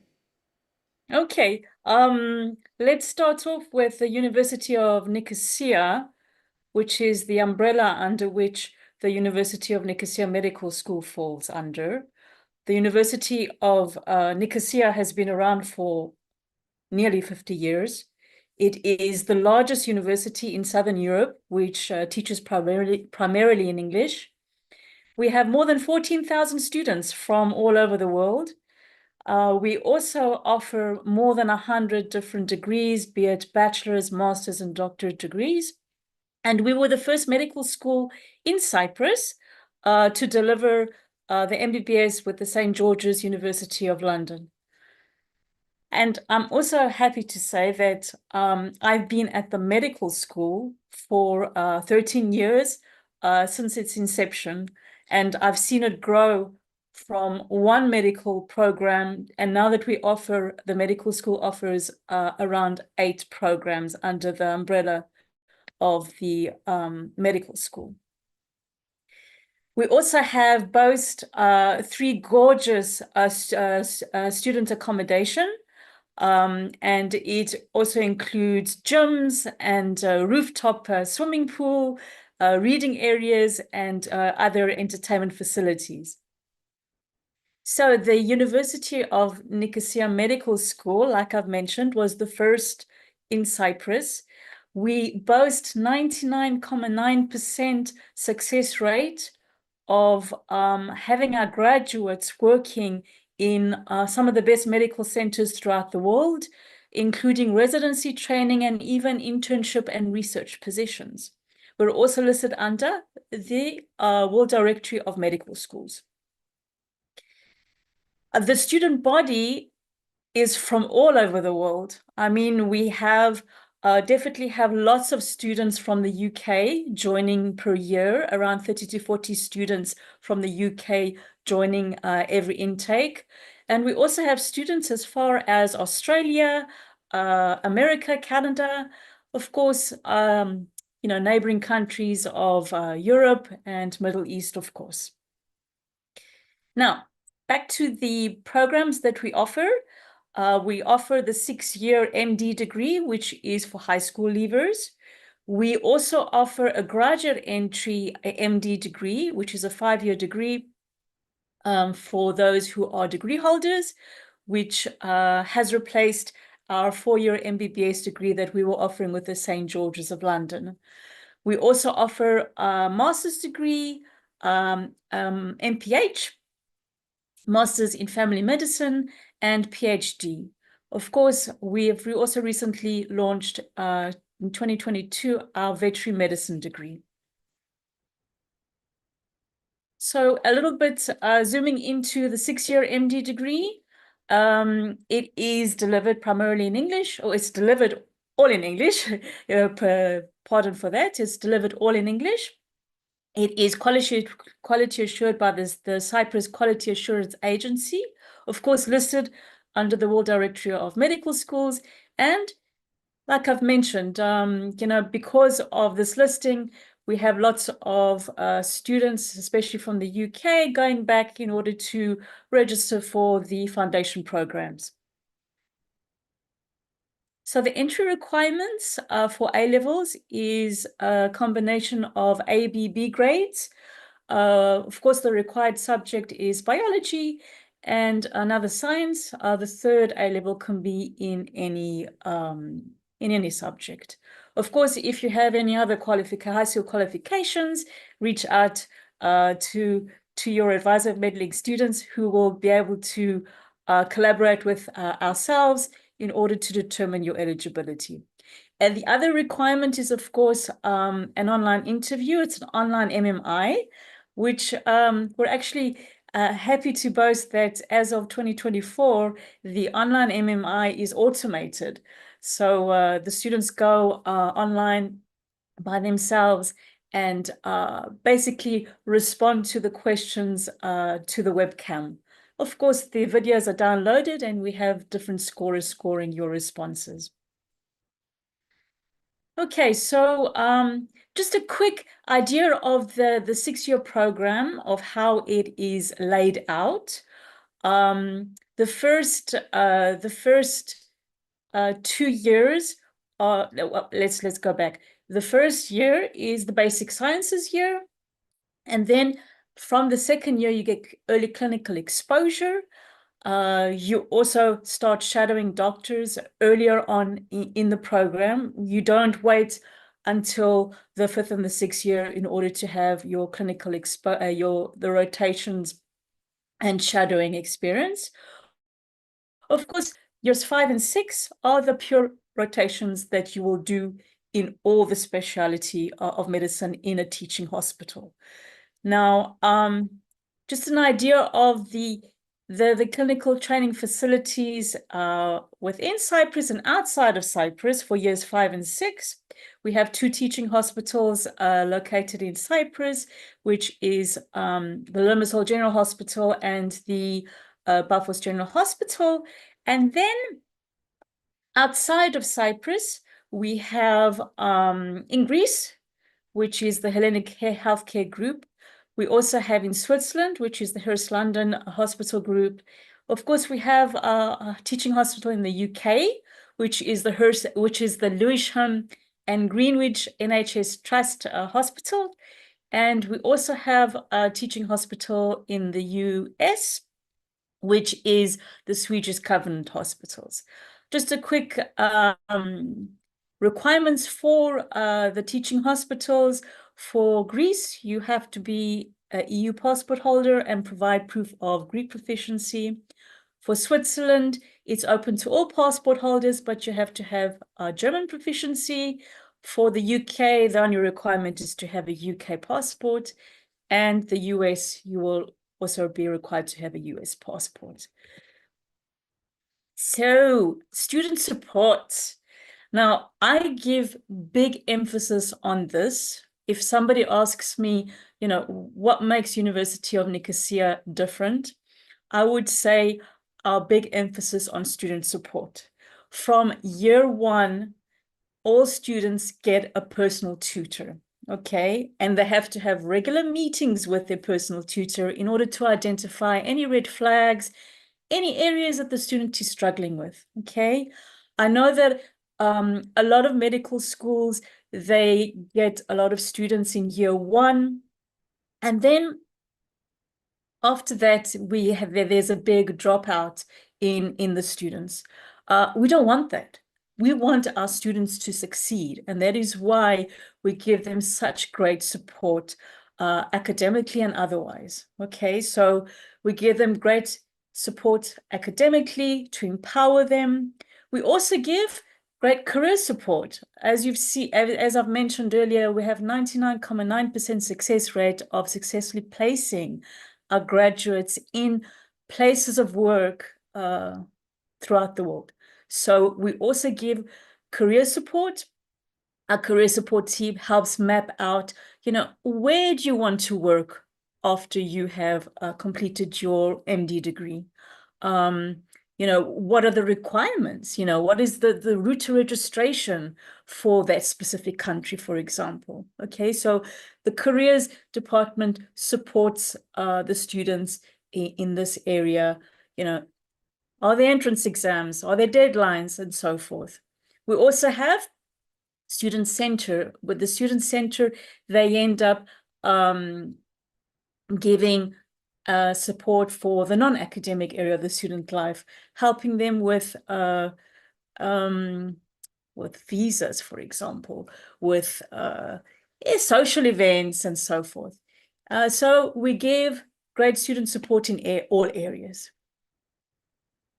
Student activities and organizations. So we're happy to boast a mobile clinic where our students end up going into the villages of Cyprus, meeting the local people there, giving basic tests such as chest examinations, diabetes tests, sugar tests, it could be heart examination and so forth.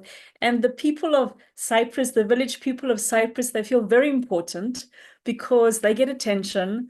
And the medical students are also very excited because they feel like mini doctors. So it's a great outreach into the community. There's also other different types of clubs, student clubs, societies. There's like different activities such as organizing a day at the beach or a day at an archaeological site. So there's great activities for the students. So like was mentioned, our annual tuition fees, 18,000 euros per year for the first 3 years each, and 22,000 euros for the last 3 years each. Scholarships up to 20%, and living costs in Cyprus is around 9,000 to 12, as around 10 to 12,000 euros per year. Also, like Tom mentioned, we have probably 360 days of sunshine. Cyprus is an amazing island to stay in. 80% of the population speaks English. Cyprus was an English colony. And we also welcome a lot of tourists. So a lot of the people do speak English. And we were also ranked #1 in small city in Europe for lifestyle and education. We are still accepting applications for September 2024. Okay, just to mention those who are non-EU passport holders, the deadline is coming up close. It is coming up end of August. For if you have an EU passport, I would say the latest date to apply, the latest date is around the 15th of September. So please do reach out to Medlink Students in order to process your application. Thank you, Tom, and thank you, everybody. The Medlink Students team has been amazing supportive. Thank you, Mrs. Eleni. It's great to hear it from you. So much passion behind your school, and you have a right to be. We're happy to be an official representative and partner with your school because of the amazing work you do, not just in the classroom, but as you can see, helping with careers, helping with student support, extracurricular activities. It's all things that as a medical school you don't have to do, but you choose to do it. You choose to invest more into the students to really help them as individuals to progress, and we really appreciate all of that work. Thank you, Tom. It's a great pleasure. Thank you. Fantastic. So yes, as Mrs. Eleni rightly said there, please do get in contact with us if you're still looking to get an admission into Nicosia. We can let you know if you meet the requirements for this incredible medical school and have the opportunity to go and study in an amazing destination, which is Nicosia in Cyprus. Okay, fantastic. So next up, we've got something slightly further away. We're actually going to be looking over towards the Caribbean at Texila American University College of Medicine. This is located in the country of Guyana. They offer English taught, fully English taught courses in medicine and pre-medicine as well.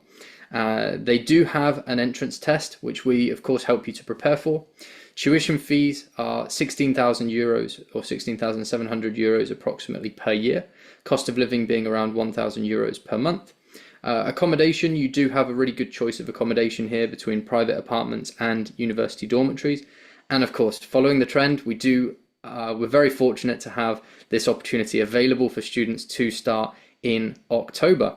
So once again, luckily enough for you all, you won't have to listen to me. We do have a real expert here, and that is the CEO of Texila American University College of Medicine, Mr. Siam, who's going to tell us a little bit about his university. Mr. Siam, are you with us? Yes, I am Tom. Good evening. Hi. How are you? I'm very well, thank you. Thank you so much for joining us. Could you tell us a little bit about your university? Of course, I'll be happy to. First of all, thank you for the time and the opportunity for the Medlink team and my colleagues from other universities. It's a pleasure knowing you. I think I've known more about some of these other universities through this event and through this presentation. So thank you for your time as well. Again, my name is Sham Kumar. I'm the CEO of Texila American University. As Tom mentioned, we fall into a totally different geographical region. We are based in Caribbean, in Guyana. Guyana is geographically, Guyana is a part of South America, but it falls under the CARICOM or Caribbean region. We are the only English-speaking country in South America.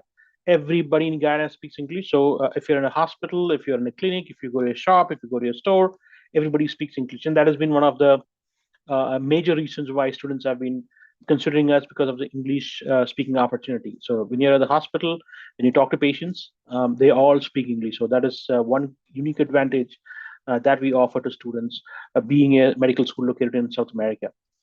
Now, some of the key reasons why Texila is important. We have two accreditations. One is CAMHP, which is the local Caribbean accreditation. And the second is ACCM, which is based out of Ireland, which is more of an international accrediting body. Now, what this signifies is the fact that our students are eligible to practice anywhere in the world. You might have heard some of my my friends talking about the World Director of Medical School, WFME.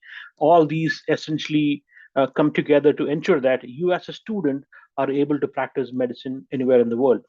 So as a graduate of Texila, you would also have that opportunity. While we have students practicing in different parts of the world, let's say, for example, we currently have graduated students from more than 45 different countries. We have a sizable number of our students who eventually practice either in the US or in the Caribbean region. Now, I just want to take a few seconds to talk about our US pathway, which is one reason why a lot of students come and enter into our program.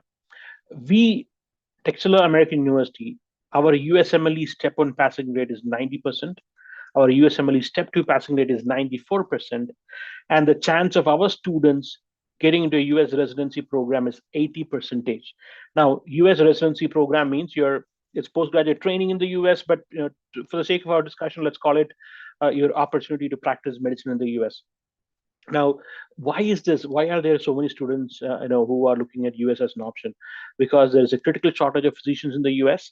The AAMC, American Association of Medical Colleges, they project around 134,000 physician shortages by 2034. So there are a lot of foreign medical schools, primarily based in the Caribbean region, who cater to this demand and who cater to this need. So if US is something that you want to pursue eventually, we offer a great opportunity. Students can come through our pathway. It's a 5.5-year MD program where your first 1.5-year program is focused on pre-medical. Then 2 years is focused on basic science, which is more about your anatomy, physiology, microbiology, pathology, which is the core theory-based medical subject. And the last 2 years of the program focuses on hospital interventions. Students can complete the hospital training, or what we call as clinical rotations, at the hospital in Guyana, Georgetown Public Hospital Corporation, which is a 600-bed teaching hospital, or students also have the option to complete the program in the US at Tucson Medical Center in Tucson, Arizona, which is our clinical campus in the US. So two options for you to complete, or let's call it two tracks. You can either complete your program, last 2 years of the program in the US, or you can complete the last 2 years of program in Guyana. So 5.5-year program, that's how the program is structured. I just want to talk a bit about Guyana here. Maybe many of you might not have heard about Guyana much. If you do a simple Google search, Guyana is the fastest growing economy in the world now. Guyana growth is expected to surpass 100% by 2030. It's an oil-rich country. We found oil in around 2014 time. There are some of the huge oil companies are based in Guyana now. Since 2019, we have been exporting oil, and we are the highest growth rate, or we have the highest growth rate in terms of GDP in anywhere in the world now. So what it presents is, it presents opportunity for students to come and be a part of a developing country, a part of a country that is changing, a part of a country that is extremely diversified, also giving you the opportunity to explore even job opportunities in Guyana. That is an option available to students if they're interested. I'll take a few seconds to talk about some of our facilities, and which is you have seen some of the pictures. We have awesome labs. We have simulation labs. We have anatomy lab. Anatomy lab, we use plastinated specimens or plastinated cadavers, where you can get hands-on experience on human body when you learn your anatomy sessions. We have microbiology lab, pathology labs, all these, it's quite normal for universities and medical education programs to go through this program. Now, how are we different? What makes us different is some of our other resources that we offer students. Our ebooks portfolio. Our ebooks portfolio has around 200,000 medical books where any student can go online, log into their learning management system, either download it or see online and learn anything about your program. So those days of carrying all the textbooks and everything is gone. You can, if you want, if that's your choice, you can have access to our ebooks where all these things can be learned. We also have access to a portal called Lecturio, where any of your medical education topics are covered in video lectures. So while you have classes from almost 8 a.m. to 3 p.m. almost every day, but if you have doubts, if you have any questions that needs to be clarified, you can simply log into a portal, search up, let's say, head and neck in your anatomy coursework, see the video. It has included multimedia video images, and also faculty is giving lectures are recorded in the video. These are not our faculty alone. Some of the world-renowned international faculty members who have been teaching medicine for many years. So that's a wonderful opportunity that supplements our existing learning methodologies and learning techniques. We offer student advising to students. Every students are expected to meet with student and faculty advisors. If you have a challenge, we identify students after the first exam of every semester. If you face a challenge, we'll be happy to support you. Students are identified. We call it mentoring program and so on. But again, I'm not going to go too much into those kind of details because it's as a medical school, we believe that's our responsibility to monitor, to review, and support students as much as possible, which we do in a very systematic way.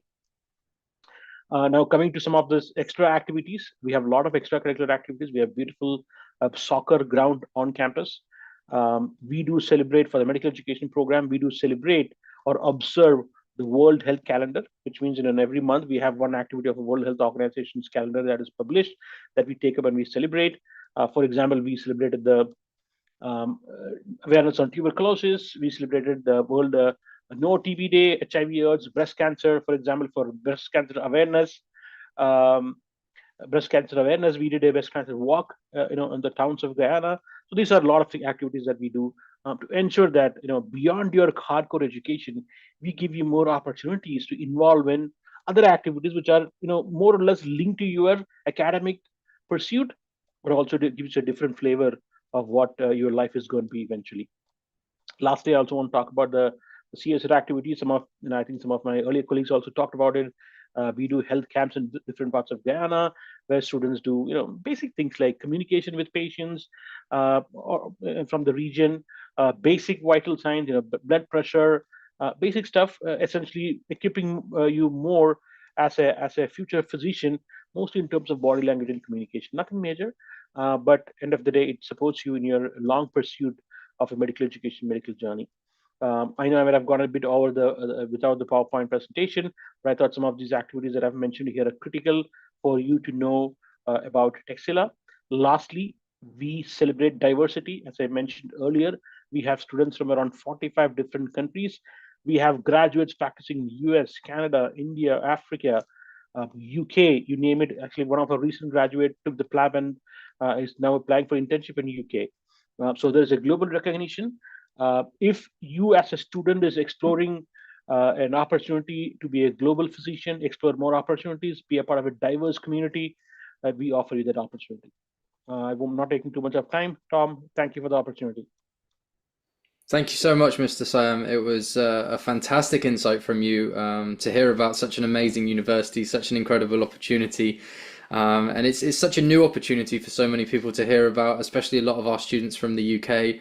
A lot of them are looking for opportunities that have great recognition for the UK and the USA. So this is something that really blends in the two really, really well. And you give the students such great opportunities and such an amazing support network, extracurricular activities, lovely location. It seems brilliant, and I understand that we've got a current medical student that we're able to speak with as well. So we're going to hear a little bit from him now. Abdullah, are you with us? Yes, I am. I'm here. Hi, Abdullah. We can hear you, but I can't see you at the minute. Give me 1 second. Let me put on my camera. No problem.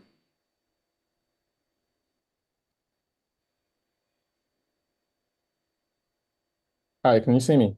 Yes, yeah, we can see and hear you clearly. How are you doing? I'm good. How are you? Yes, very well, thank you. So, you've been studying a few years now at Texila University, is that right? Yeah, that's correct. About 5 years now.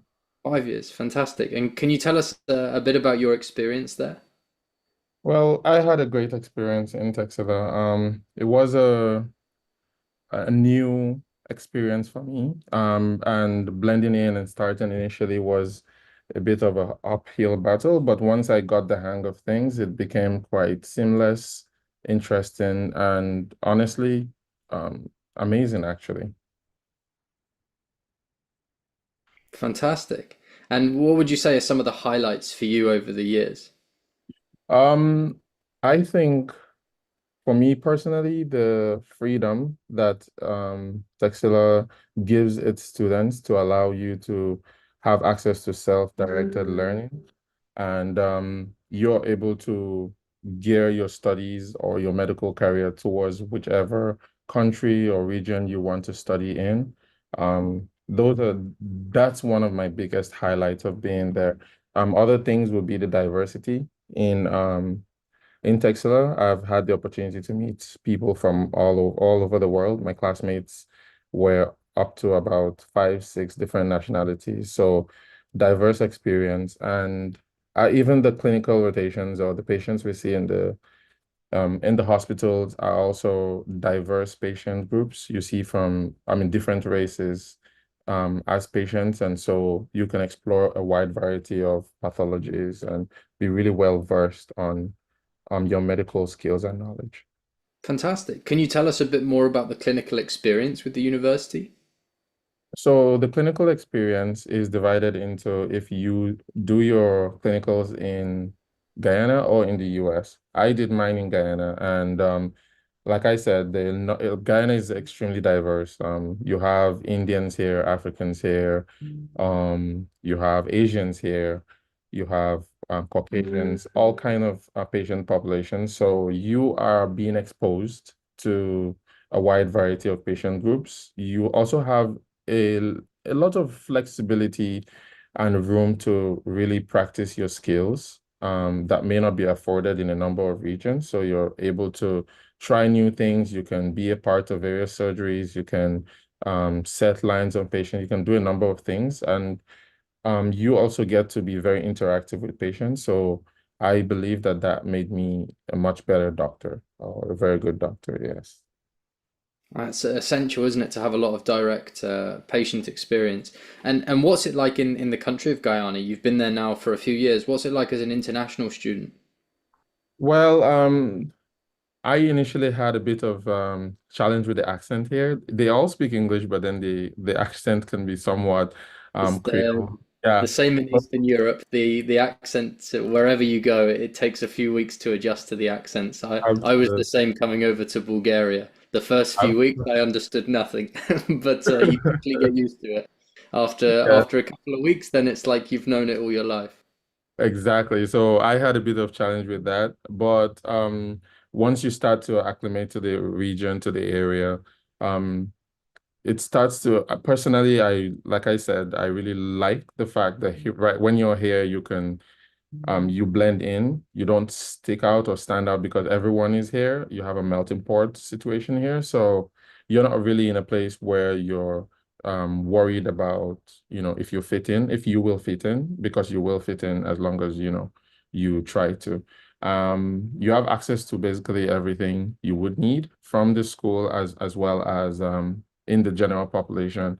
It is a relatively safe area or safe country, especially depending on the places you go and the things you do. So overall, I would say a positive experience in my opinion. And what's the accommodation been like for you? Did you go with student accommodation or private accommodation? So I went with private accommodation, and the reason I went to private accommodation personally is because I don't necessarily like shared spaces. I like places where I can get to focus, be isolated, and do things by myself. Like I said, I really value freedom. So you have a number of access to those here. They have a variety of prices depending on what you're looking for. They can be a bit pricey, to be honest, because a lot of things in Guyana are quite expensive, surprisingly.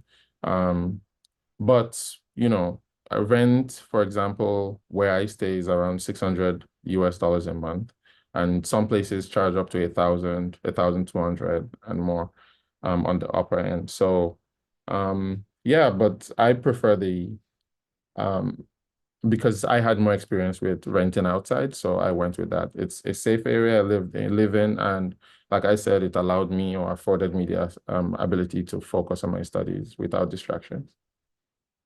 $600 to $1,000 for a lot of our UK students, especially from places like London. That's very affordable. It's very good fees, and I'm sure nowadays with the variety and all of the increase of movement into the country, there's just going to be more availability as well for newer and different places. That's good. Okay, fantastic. And what advice do you want to give for students that are watching this now and thinking, you know what, maybe I want to go out to Guyana and study medicine at this university? I will say, once you start, before coming or once you come here, you need to come with a plan. You need to know if you want to do PLAB, if you want to go the US route, if you want to practice in a specific country. Do a little bit of research on what it takes to get into those places and hit the ground running. So immediately start looking up the materials and the things you're going to need to gear yourself towards that, because the school will support you, but ultimately, medical school is also a journey, a self-taught journey. So you have to know exactly what you're looking for and what it takes to get there, and the school would assist you to get there, but only if you also put in the effort. So that's one advice I would give people looking to join. Fantastic. Yeah, finding a perfect school is only half the journey, isn't it? The school will help you as much as possible, but if you want to become a doctor, you have to be able to put in a lot of hard work yourself as well, regardless of where you go to study. But it's good to know that a school like Texila is so flexible that they're willing to help their students regarding going to countries which have very different requirements in some cases. And a lot of our European schools, sometimes they only focus in their own country's requirements, and students are more isolated when it comes to registering in different places. So it's really nice to hear from you guys that Texila has that opening and that availability to actually support the students when it comes to them graduating and their career prospects in different countries. Absolutely. Okay. Yeah, I would say that the weather here is quite hot, so be prepared for that. It's temperate tropical weather, so yeah, definitely be prepared for that. Okay, fantastic.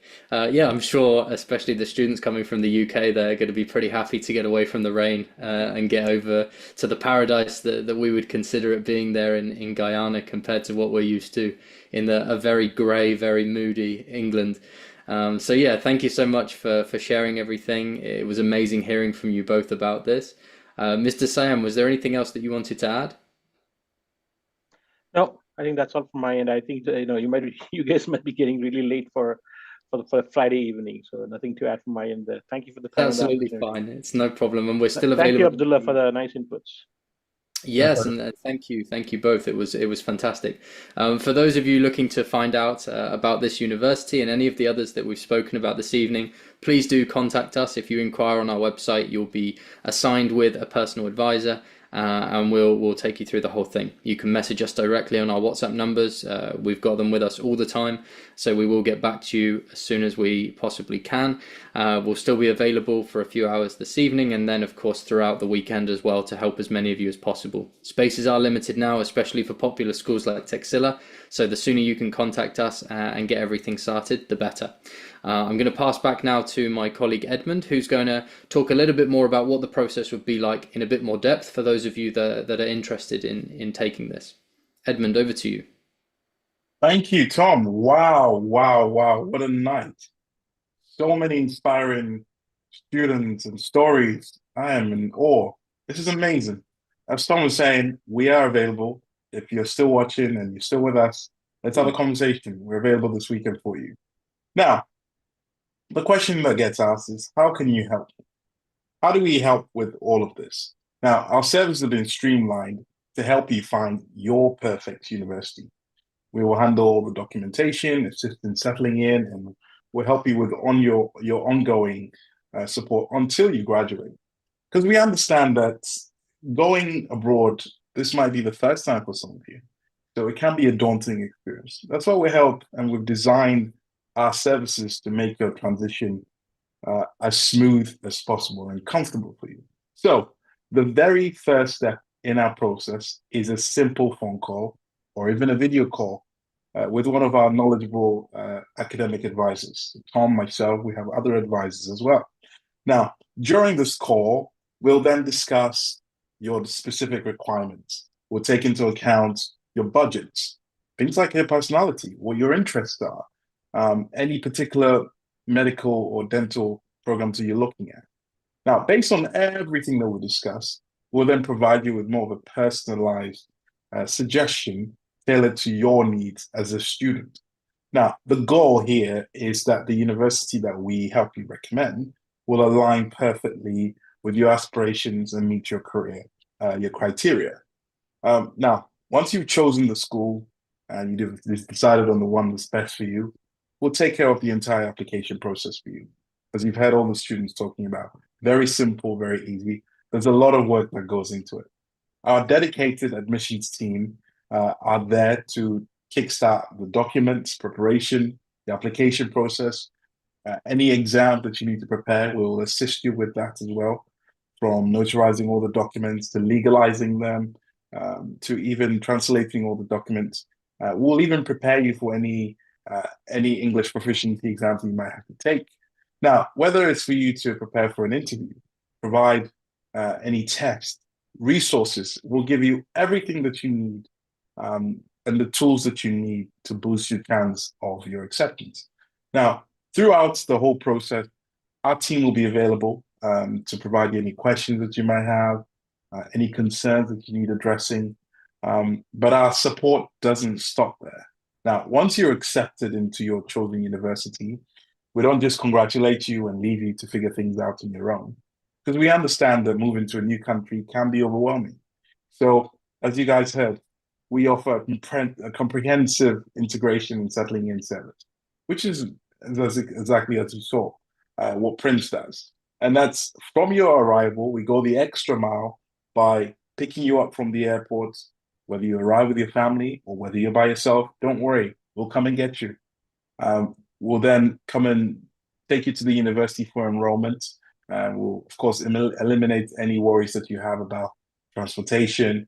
And then we'll assist you with finding accommodation that meets your budget and your needs. We'll help you settle into your new home, whether you prefer private or whether you want an apartment or hostel. We can help you find that. We'll make you as comfortable as possible. And then, of course, making sure that you are kind of integrating with all the other students as well. You get to meet everybody. You get to even set things up like bank accounts, health insurance. Now, the whole purpose of this is to guide you throughout the entire process whilst you're there. So you're not having to think, do I need to get my parents to come and help me? That is the whole point of things. So opening a bank account, getting a local SIM card, so you can stay connected whilst you're there as well. And then, of course, we show you around the city. You get a mini tour, as one of the students says. This allows you to familiarize yourself with key locations of the area, the amenities. And then, of course, you get to start your course. And we are still there if you need anything, as you heard Cristobal talks about this. So we remain available to assist you whenever you need us, whether it's any academic advice, because we have students that are there, dealing with any issues that may arise, or just basically we provide you with a listening ear. It's just there to help you at any time that you need. Now, of course, we also offer things that most people don't know is post-graduation help. So if you return back either to the UK and you need help in registering, This is something that we help you from making sure that you can stand out when you are perhaps even looking for work. This is something we do when you're back in the UK. So the services are pretty much streamlined to help you from the moment we have a conversation with you to your application to being there and to coming back to the UK. Of course, as I say, it only takes a phone call. Now, it's time to take some live questions. Now, thank you to everyone who has already posted their questions. If you haven't posted any question, feel free to ask anything that you're curious about. Remember, there's no such thing as a silly question, right? So don't hesitate to ask anything that's on your mind. And of course, if you do want to speak with us, you can scan, as you can see, the QR code, or just click the link and you'll be able to fill in the details, and one of us will give you a shout and discuss everything. All right, so let's take some questions that have come through this evening. There's been so many questions, hundreds of questions, and we just keep them coming. We love to see the questions. We love to see where you guys are at, and the questions that you're asking. Okay, so some of the questions that's been asked is, can I apply to just one university, or can I apply to as many as I can? I know myself and Tom and all the other advisors, we do get these questions. Tom, what advice do you have for those students that perhaps are not sure or should just to apply to one university? They think maybe applying to multiple might give them a good chance. It's a great question, and the answer really depends on what you're looking to do. So some universities, depending on the grades that you have and what you've achieved so far, it might almost be a guaranteed entry that you're going to get in. Now, if you're looking from somewhere like the UK, for example, I understand the mindset. We've all been there. You apply to every single school that UCAS will give you an option to apply to because you want the chance just to get into any of them. But in Europe, that's just not the case. You have the freedom to choose. You can look at the different universities, the different types of programs, and you can pick and choose what's right for you as an individual. And you don't have to apply to so many different universities just hoping you'll get anything. Because when you apply with us, we boost your application chances. And we're going to be advising you based on options that are suitable for you, where your chance could be even 100% chance of being accepted based on your grades. Or some schools, it might be a 90% chance or an 80% chance. So it's very, very different to places like the UK or the US, for example, where it's so difficult. So to answer the question, it's not necessary, but in some cases, if you want to apply to more competitive schools, it can sometimes be a good idea to apply to 2 or maybe even 3 schools, so you've got at least one safe backup option to make sure that no matter what, you're going to be getting into medical or dental school when you're looking to apply. Thank you so much for that, Tom. All right, the next question, this is a question for the Medlink students. I'm guessing you're asking about the students who joined. And how was it like settling into Tbilisi? Was someone there to pick you up from the airport? Was there aid with accommodation, etc.? How did you find settling in? Great question. I will ask one of the students who's here tonight to answer it. We have one of the students at TMA who's studying medicine. Tandiwe, are you with us? I am. Hi, can you hear me? Yes, we can hear you. How are you? Thank you for joining us.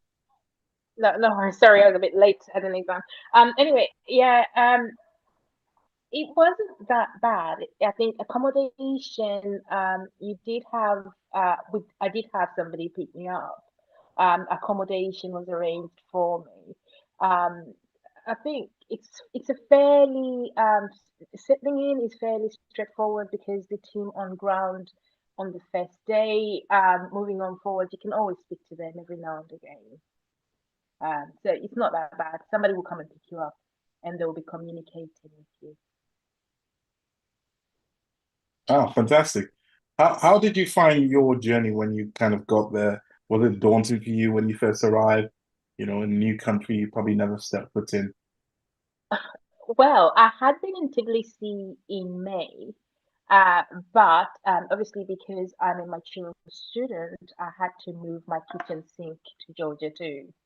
So I had quite a lot of stuff. So it was for me, it was a lot more complicated, but only because I had a lot of luggage. However, it was not as bad as I thought it would have been. I think if it was the other way around, me moving from here going to the UK, I think I would have found it very, very complex. Whereas the other way around, it was actually quite easy. Um, Hamza, the guy down here, was constantly in communication with me, and obviously I got here and got an apartment like the following day. Ah, fantastic. Well, thank you for sharing that with us. And finally, do you have any advice for those students that are worried about going abroad to study and pursue their dream like you're doing? I do. I think it's an amazing experience. I think there's a lot to be learned. Um, uh, like I said, obviously I come from a different background where I had worked for 20 years and then decided to leave my job to come to university abroad. Initially, I thought it was going to be very difficult for me to settle down, um, but it's actually been very surprisingly okay. Yeah, I think Fantastic. I would honestly, I've been to universities in the UK, and I found settling the first year very difficult in the UK, whereas it was easier here. Yeah. Very inspiring, and thank you for sharing that with us. I know we do also get students, they consider themselves immature, which we don't always say because, we still think that you can still become a doctor at any age, and, it's a dream that never goes away. So thank you. It's very inspiring. Thank you very much. All right. So, another question that's also been asked, and it gets asked quite a lot, is what is the minimum grade requirements to get into the university abroad with your A-level results? Again, something we do get asked quite a lot. I'll bring back my colleague Tom if he's still with us to help answer this question. Tom, are you here? Yes, how can I help? The question that's getting asked is about the requirement. What is the minimum grade requirements needed to get into schools with A-level results? Okay, another great question. Of course, a lot of you have had your results, so well done for the last couple of years putting in all the hard work. As I mentioned before, for some of you, it's going to be a disappointing result. This is just the way exams are. Don't beat yourself up about it. Sometimes on the day, things just can't go your way. You do need a lot of luck with A-levels as well. That's something that they don't always tell you. Of course, it is all about the effort you put in, but on the day, anything can happen.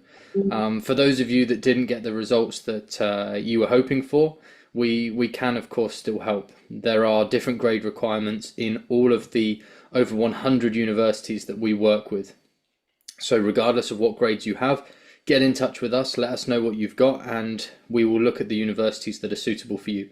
Now, a lot of universities abroad, they don't always work just based on strict grade requirements, like the UK, for example, but some of them will work on ranking-based systems. So they'll rank your grades against an entrance exam score or against an interview score, personal statement, work experience, so many different avenues. And so whatever you have, we're going to look at your strengths, we will highlight those on an application, and we will give you the best chance of getting admission abroad. So don't worry, you're with us, we're going to help you. We'll make sure that you get somewhere that's suitable for you as an individual. Just get in touch and let us know what you're looking for.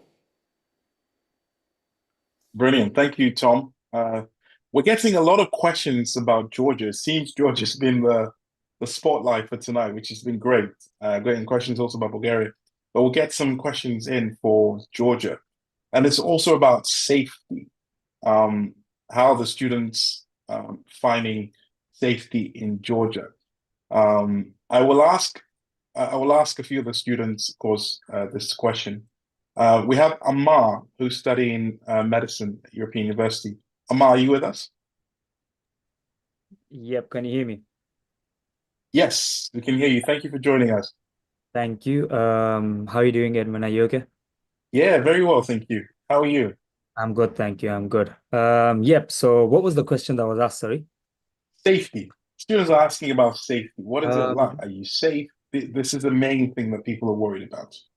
So to be very honest, safety in Georgia, it was one of the things my parents were worried about because it's not such a popular country in terms of I mean, if I look at on an like a Asian family perspective, Georgia's not really heard of as well as like other countries. Like I have a lot of friends who went to Bulgaria and everything, but Georgia was very not that popular. But when I went to Georgia, um, it is, to be honest, is very safe. I'm not going to say that it's not safe at all. People as well, people have this stereotype that Georgians are racist. They're very stereotypical, but to be very honest, they're not.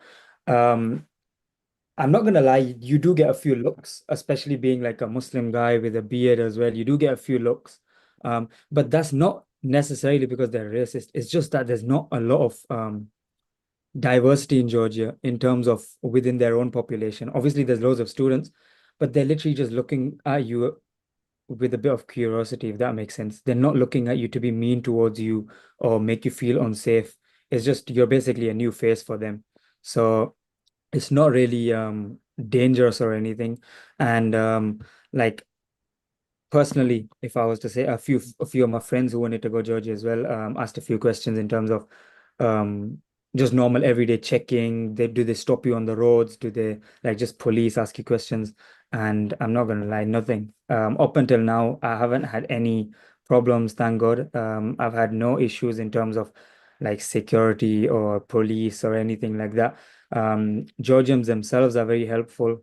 If you ever ask anybody a question, extremely helpful, even at like shops. We had this question before that you were saying about language barriers as well. It is there for the first few weeks. You do feel it, but you've got Google Translate.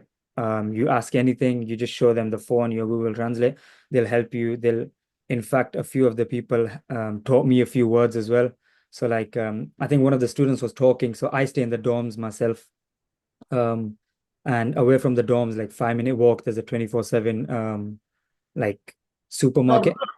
So over there as well, everybody's so helpful. I feel like now they've got to know us because it's been a year that I'm there now. The staff kind of know you as well. They'll help you with whatever you need. They know that you're not so fluent in Georgian as well. So they'll try and help you out whenever you need. So yeah, I wouldn't say it's unsafe at all. It is very safe. They're very accommodating to new people, especially students. They know that you're new here, you're in their country. So yeah, they're very helpful. Brilliant. Thank you. Really reassuring. Another question for you while we still have you is the quality of education. Students are asking, is it any good, the quality In Georgia. So quality of education. So if I speak on terms of my university, European University, I would say it's really good. I'm not gonna sugarcoat it or anything. It is really good. I've had this debate, in fact, with a few of my other university friends in Georgia, because I have a few university friends from other like I'm not gonna name the universities, but yeah, other universities in Georgia. I do have a few friends there. So we do have debates like, okay, is your uni better? Is my uni better? Is your teaching? How is it? And after those debates, I would say European University is one of the best. Because first of all, like a few points just for that is every teacher is literally USMLE Step 2 passed. So they've got the USMLE education knowledge within them. They've got that fluency of English. They know exactly what you need to be learning in order to get to that stage. So if you're doing a PLAB, for example, USMLE, FMG, for example, in India, they know exactly what points you should be learning properly, not just let's just go into theory and just learn everything, because obviously it's kind of impossible to learn everything as a medical student. There's so much to learn. So when you have those right teachers who can teach you in a fun way, a practical way, not just non-stop, just constantly talking throughout a lecture, like a previous student said, I think it was Amina, that we have practicals and lectures. So in the lectures, obviously you've got a full class of maybe like 30 to 50 students. So there's not much questions, but the practical is where you've got a 2-hour session where that teacher who was your lecturer is now in the practical of 2 hours with you. You have that teacher completely to yourselves. It's a group of like 15 students, I would say. You can ask however many questions you want in however much detail you want. And if you're lucky, you'll get some teachers who are willing to stay overtime as well. Thankfully, I had a few teachers in semester 2 who never left the class without you understanding everything, literally. During exam times as well, we used to have classes which used to finish at 9 p.m., but sometimes we went overboard till 10 p.m. as well. And I mean, thanks to those teachers that they explained everything perfectly. And I think in terms of the way we study, I think this might be the same for every uni, but you have oral exams, you have quizzes, and then you have your midterm exams leading up to the finals. So when you have your oral exams, it makes everything so easy because every week you have an oral for example, let's say if I'm doing physiology today, next week I'll have an oral exam for that specific topic I learned in physiology. Now, because in your 16 weeks of a semester, 16 to 17 weeks, you're doing an oral exam every week.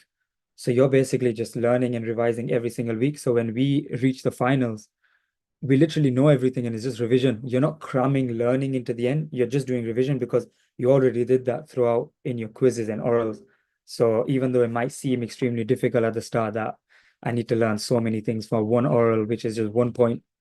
But when you look at it in the long run, for the finals, you're completely like stress-free because it's just revision then. Wow, you've really integrated yourself. You've immersed in yourself in the program that you're doing, and it's very good to see as well. Thank you really for sharing that with us. Thank you. Because there was a lot of questions coming in for that. Thank you so much. Thank you.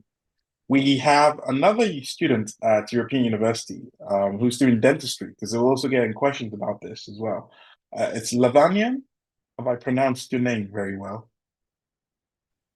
Yeah, you pronounced that right. Yeah, Fantastic. How are you? I'm good. How about you? Yeah, very well. Thank you very much for joining us. How was your Yes. experience so far as a dental student at European University? So right now I'm in my second semester. So I've just finished my second semester, and I can't, like there's a lot of opportunity for us. So even in terms of the structure, it's very structured as well. So you get a set timetable, and once you have that timetable and you sort of can't get used to it, or you're not liking the timing, to give you a lot of opportunity to change it. So yeah, just in general, the teaching has been great as well. So I don't have many complaints. Fantastic. And what is kind of the quality of education for you for dentistry specifically? So for dentistry, in terms of like experience, we have our own clinic within the university. So the main campus that I sort of study at is also where the the clinic is. So in terms of traveling and stuff, it's much more easier for I'll say dental students because Joanne is a bit further away from the university, but in terms of dentistry, the clinic is right there. And even in terms of like sort of our theory, they don't sort of make it just broad and like just make sure that it's for dentistry specifically, and they focus on topics that we'll be using more and more, which is great. Fantastic. Thank you. And of course, any advice that you have for those aspiring dental students, because you were probably once one of those students wondering whether to go abroad, wondering where to go, and then of course ending up there. What advice do you have for those? Yeah, I think one of the biggest questions that I had whilst applying is whether I would sort of regret not going abroad because I did get into pharmacy not on the university. But it was more of the question that if I did that for the rest of my life, and I'm a person that likes patient contact, and as studying pharmacy, I wouldn't really get that. So it's whether you're sort of passionate about it, and if you are, I think this is something to definitely look into, especially because in the UK, so universities have become very saturated and it's much harder. So it might not even be that. So I got sort of decent grades for A levels, but even though I did get that, I still didn't get accepted. But making sure so that you understand that it might not just be your sort of level of education, might just be more that UK has become very more saturated in terms of students for medicine and dentistry, and you might need to look internationally for it. Fantastic. Thank you very much for sharing that with us. Very inspiring. No I think worries. Amar has put his hands up and he has something he wants to share with us. Amar? Edmund, sorry, I hope I'm not cutting into any time. I was just wanting to give I just missed out on something. You know, when a lot of like personally for me, when I was applying through Medlink as well, we had this question of accommodation, and I know a lot of students have a thing about where to stay. Is it safe? What in terms of safety of where to stay as well. If I was to speak from Amar a year ago, when I was last year at this webinar, in my mind, I was just like, I want to get an apartment, I want to live by myself, and I want to just I don't want to share with anybody, if that makes sense. Because we have that mindset where we don't want to share. But my mom kind of convinced me a lot that go into the dormitory and stay with students that have the same mindset as you. To be honest, I was like we all are as students, we're always against that mindset of parents that no, I want to stay by myself, I don't want to do this. But I'm so thankful now, speaking, that I stayed in the dorms, especially because you're all in the same mindset. You're all away from your families. You're all missing families. If I was to say the first 1-2 weeks of mine were very difficult because I'm a very family oriented guy. I love staying at home, and it was extremely difficult. But the fact that I was staying in the dorms, just the fact that I open the door, I leave my room, you've got a full group of students just chilling outside on the benches, chilling in the garden outside. You can just, like communicate with anybody, talk with anybody. They're all in the same boat. They're all alone, basically. So that's my advice for accommodation, that don't rush into just getting in an apartment straight away. I know if it works for you, it works for you. But I would say in terms of making friends and like interacting socially, the dorms is perfect. And I mean, I think our professor Tinatin as well, she was just telling us about the dorms in terms of it's the only private university in Georgia that's got a dorms, and it's extremely clean. Like they've got 24/7 receptionist. They've got every morning, they've got cleaners who clean the full reception, the full kitchen, everything. So I know people have that hostel mindset that it's probably going to be dirty, it's probably going to be something, but it's very clean. You get a room with a bed made for you, your pillows, your blankets, whatever, freshly cleaned, everything. And mainly I would just say is just to not feel alone, because you are abroad, you're away from everybody, and you don't want that feeling of you don't want that, I don't want to say depression, but that anxiety of being alone. The dorms just kills it because you've got a basement which has pool, table tennis. Now we've got a new gym. They're making study rooms as well, and it just makes life so much easier when you just know that there's students just a door away from you who are in the same place as you. So it's just way easier to make friends. So I would say for sure go for the dormitories, even just for one semester, just 6 months, live it out, try your best, and you'll be surprised with how much friends you just make staying there. That's such an amazing advice as well, Amar, and it's very good way of perspective of looking at this as well, and the advice. Thank you, really, really well. Let's take one more question. There's so many questions coming in. Okay, so this is a question for the Bulgarian schools. So Ali, we have a question for you. I know you haven't started your clinical years yet, but they're asking about the interactions. Is there any translations that's done for you when you are in a hospital setting with a patient? Have you spoken to any fourth years that have experienced that? What is that for you? So my understanding is that if the patient doesn't speak English, the doctor you'll be with will speak English, so they can translate for you. So far, the only like clinical exposure I've had is in a GP surgery, and the patients didn't speak English, but the GP was able to translate for us. And we did cover in Bulgarian, like parts of the body, general health related questions. So we could kind of get a gist of what was going on, but he did also tell us like, this is the symptoms, this is the treatment. So we were able to understand. Ah, fantastic. And what kind of hands-on experience have you had since being there yourself at Trakia in terms of your preclinical? So as I said, we had, as part of general medicine, you do half of it in second year and half of it in fifth year, I think. So yeah, we've been in GP surgery, and also within physiology in your second year, you do learn a lot of clinical skills. So we've learned blood pressure, ECG, heart sounds, that kind of thing. We don't practice on patients at this point. We will from September onwards, but at this point you kind of just learn on each other. But yeah, you do get a few skills within physiology. Brilliant. Thank you, Ellie. That was the question that was set for you. But yeah, thank you for answering.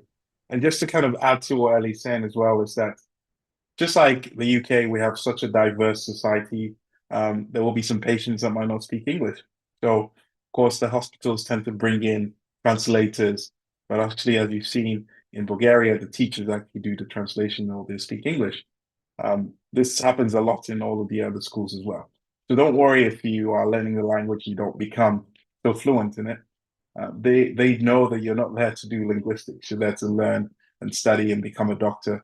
So they will teach you enough, of course, to get by. All right. There's so many questions that are coming in, so many. And of course, we're coming to the end of the webinar. The perfect thing for you guys, as some of you have, may have not had your questions answered, is just scan the QR code and schedule a time, or even message us. Because the appointment slots are getting taken, what I will say is, if you're not able to get an earlier slot, just message us and say, hey, can I have a call? We'll give you a chat. We'll give you a call when we get a moment. We are available on WhatsApp, so don't forget to message us. It comes directly to us, and then we can schedule a time with you. Whether it's a half an hour call, 20 minutes, either way, we can still help you. Now, I want to express my gratitude to all of the parents and students who have joined us tonight. Your presence and your engagement have been truly appreciated. Now, to all the parents, thank you for your support to your children and your beliefs in their dreams, because your guidance, your encouragement, the calls that I hear, they play an integral role in shaping their aspirations and trusting in their abilities and willingness to try and explore opportunities abroad are quite commendable. Now, by attending this webinar, you've really demonstrated your commitment to their journey and their success. Now, to all the students that are here tonight, thank you for your curiosity and your determination, because as you've seen with all the students, it does take courage and a big dream to pursue education abroad. It takes a crucial step in realizing those aspirations. So embrace those challenges that lies ahead, and remember that the hard work and the passion and the resilience will lead you to remarkable achievements. Now, studying abroad is not just about acquiring a knowledge and honing your skills. It's an adventure that will transform you in many ways, as some of the students said, and you can't even imagine.